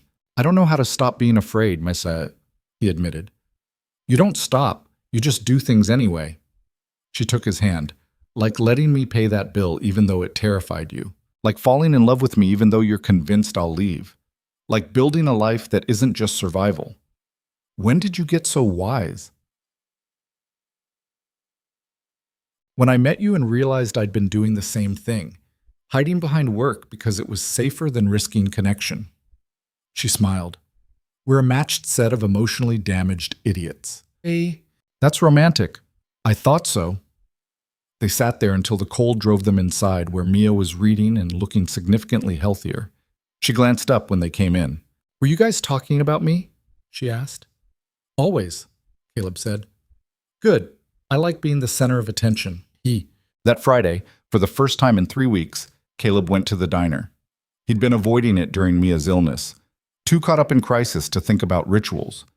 But as 6 o'clock approached, he felt the familiar pull, the need to show up, to keep the promise he'd been keeping for 2 years. May looked surprised when he walked through the door alone at 6:15. "Haven't seen you in a while," she said, already reaching for the coffee pot. "Been dealing with some stuff." "Heard about your daughter. She okay?" "She's good. Home now."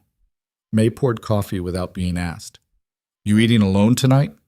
Caleb looked at his usual booth, at the empty seat across from where he'd sat every Friday for 2 years, ordering dinners for ghosts, keeping promises that had become heavier than he'd intended. "Yeah," he said. "Just me." He sat down. May brought the menu he'd memorized years ago. "Same as always?" Caleb opened his mouth to say yes, then stopped. He thought about Mia in the hospital bed, about Vivian sitting beside him through the worst night, about the way he'd spent 2 years honoring Emma by refusing to fully live. "Just one plate tonight," he said. "The meatloaf, and maybe some pie after." May's expression didn't change, but something shifted in her eyes, something like relief. "Apple or cherry?" "Apple, with ice cream." "Coming up." She walked away. Caleb sat in the booth and looked at the empty seat across from him. For 2 years, that seat had represented a promise, a memorial, a way of keeping Emma alive in the only way he knew how. But Emma hadn't asked him to live in permanent memorial mode. She'd asked him to keep coming to their favorite place, to not let grief turn everything they'd loved into something sad. She'd asked him to keep living, and living meant making space for new people, new love, new promises that didn't erase the old ones but existed alongside them. May brought his dinner, one plate, just for him. Caleb ate slowly, actually tasting the food for the first time in months. When he finished, May brought the pie, warm apple with vanilla ice cream melting into the crust. "On the house," she said. "You don't have to do that." I know, but you've been coming here for 2 years, ordering food you barely touch. Figured you earned some pie. She started to walk away, then turned back. That woman, the one with all the money, she's good for you. Yeah? Yeah, you smile now. Didn't used to. May left him with his pie. Caleb ate it slowly, letting himself feel something other than heavy. When he paid and left, he looked back at his booth one more time.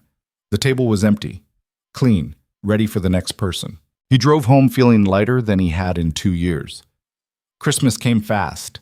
Mia was fully recovered, back to her normal energetic self, already making elaborate lists of presents she wanted. Vivian spent more and more time at the house until it stopped being visits and started being life.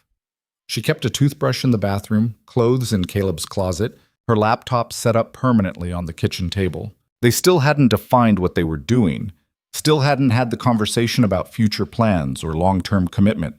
They just existed together day by day, figuring it out as they went. On Christmas Eve, Mia announced she wanted to go to the diner. Why? Caleb asked. Because that's where you and Vivian met. I want to see it. Want to sit at your table and understand the story, shit. So they went, the three of them, driving through the cold December night to May's diner. The parking lot was mostly empty. Most people were home with family tonight.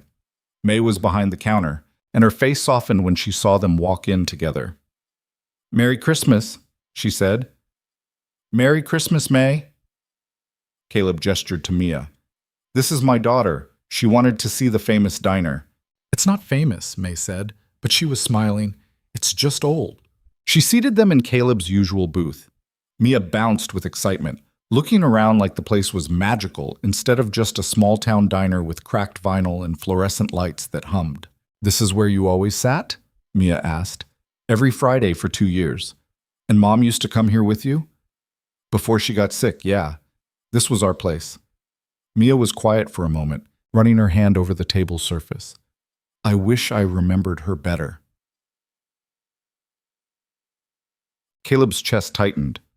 You were only 5 when she died. It's okay that some things are fuzzy. But I don't want to forget her. You won't, Vivian said quietly.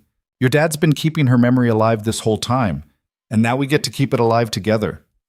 May came to take their order. She looked at the three of them and something in her expression shifted. 3 plates? 3 plates, Caleb confirmed. Then he paused. Actually, 4. 1 extra. May's eyebrows rose slightly, but she just nodded and wrote it down. When she brought the food, she set 3 plates in front of them and 1 at the edge of the table. A small memorial that didn't dominate but didn't disappear either. Mia looked at the 4th plate. Is that for Mom? Yeah. Can I put something next to it? Of course. Mia reached into her jacket pocket and pulled out a small plastic flower, the kind kids made in art class. She set it carefully beside the plate, her face serious. I made this last week. I was going to put it on Mom's grave, but I think she'd like it here better, where you were sad but now you're happy again. Caleb couldn't speak. He just pulled Mia close and held her while Vivian looked away, blinking hard. They ate dinner together, the 3 of them plus the memory of the woman who'd set everything in motion. It felt right. Not perfect, nothing ever was, but real and honest and full of the kind of love that survived loss. After they finished, Mia asked if she could walk around. May gave her a cookie and let her explore behind the counter, showing her the ancient cash register and the menu board that hadn't been updated since 1987. Caleb and Vivian stayed at the table, their hands linked across the scarred surface. I've been thinking, Vivian said. Should I be worried? Probably. She smiled. My lease on the penthouse is up in March. I was thinking about not renewing it. Caleb's heart rate kicked up. Where would you live? I was hoping you'd have some suggestions. She met his eyes. I spend more time here than anywhere else. Every time I leave to go back to the city, it feels wrong, like I'm leaving home. You want to move here. I want to move in with you. If you'll have me, I know it's fast. I know we haven't even been together 6 months, but this feels right, and I'm tired of pretending it doesn't. Caleb stared at her. This woman who'd walked into his life during a snowstorm and refused to leave even when it would have been easier. This woman who'd paid his daughter's hospital bills and sat through the worst nights and somehow made him believe that happiness wasn't betrayal. "Yeah," he said. "Move in." "Yeah, Mia's going to lose her mind." "What about you?" "I'm pretty happy about it too." Vivian laughed, relieved and bright. "Good, because I already started looking at office space in town. Figured I should probably have somewhere to work that isn't your kitchen table." "You're impossible." "You love me anyway." "Yeah, I really do." Yet. They drove home through the Christmas Eve darkness, Mia chattering in the back seat about presents and cookies and whether they could get a dog now that Vivian was staying. Caleb drove with one hand on the wheel and one hand holding Vivian's, and he thought about promises. The promise he'd made to Emma to keep living. The promise he'd kept for 2 years by showing up every Friday. The promise he was making now to Vivian and Mia and himself, to build something new without erasing what came before. The restoration project started in January. Caleb hired a small crew, bought equipment, and threw himself into work he actually cared about. The first house was a disaster. Rotted floors, collapsed ceilings, walls that needed to be rebuilt from studs. But underneath the decay was craftsmanship worth saving, history worth honoring. It reminded him of himself in a way. Something that looked broken on the surface but was still structurally sound, still worth the effort to restore. Vivian officially moved in March. She sold the penthouse, kept a small apartment in the city for business trips, and brought her life to the small house with the drafty windows and the foundation Caleb was still working on fixing. She and Mia fought over bathroom space and closet shelves. She learned to cook meals that didn't come from restaurants. She met the neighbors and helped with renovations and became part of the town instead of just the billionaire who'd once caused a scandal. One Friday in late April, they went to the diner together. It had become their tradition. Every other week, the three of them, sitting in Caleb's old booth. May had stopped treating them like spectacles and started treating them like family. 4 plates? She asked when they sat down. Yeah, Caleb said. Caleb, looking at the small photo of Emma that May had hung on the wall behind the counter. 4 plates. May brought their food, 3 for them to eat, 1 for the edge of the table. Mia put a fresh flower next to it, something she did now without being asked. They ate and talked and existed together in the space Emma had asked Caleb to keep alive. After dinner, walking to the car through the spring darkness, Mia ran ahead to jump in puddles left by afternoon rain. Vivian took Caleb's hand. I never imagined this, she said. Living in a small town with a carpenter and his kid, my board thinks I've completely lost my mind. Have you? Maybe, but I've never been happier. She looked at him. Thank you for letting me stay when you could have pushed me away. Thank you for being too stubborn to leave. That's my specialty. They watched Mia splash through puddles, her laughter carrying across the parking lot. Caleb thought about where he'd been 2 years ago, broken, going through motions, keeping promises that felt more like chains than bridges.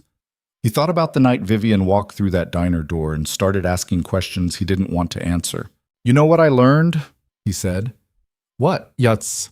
That grief doesn't end. It just makes room. Emma's still part of my life, but so are you, and so is whatever future we're building. Both can be true at the same time. That's a good lesson. Well, it took me long enough to figure it out. Some things take time. They got in the car, Mia still chattering in the back seat. As they drove home, Caleb looked at the 2 people who'd become his family through circumstances he never could have predicted. A daughter who'd survived loss and illness and was somehow still brave enough to keep being a kid. A partner who'd crashed into his life and refused to leave even when staying was complicated. At home, after Mia was asleep and the house was quiet, Caleb and Vivian sat on the porch in the spring darkness. The air smelled like rain and new growth, everything coming back to life after winter. I've been thinking about that promise, Vivian said. The one Emma made you make. What about it? She was smart. She knew you'd get stuck if she wasn't careful. So she made you promise to keep living in the places you loved, not to turn them into graveyards. Yeah. Us people.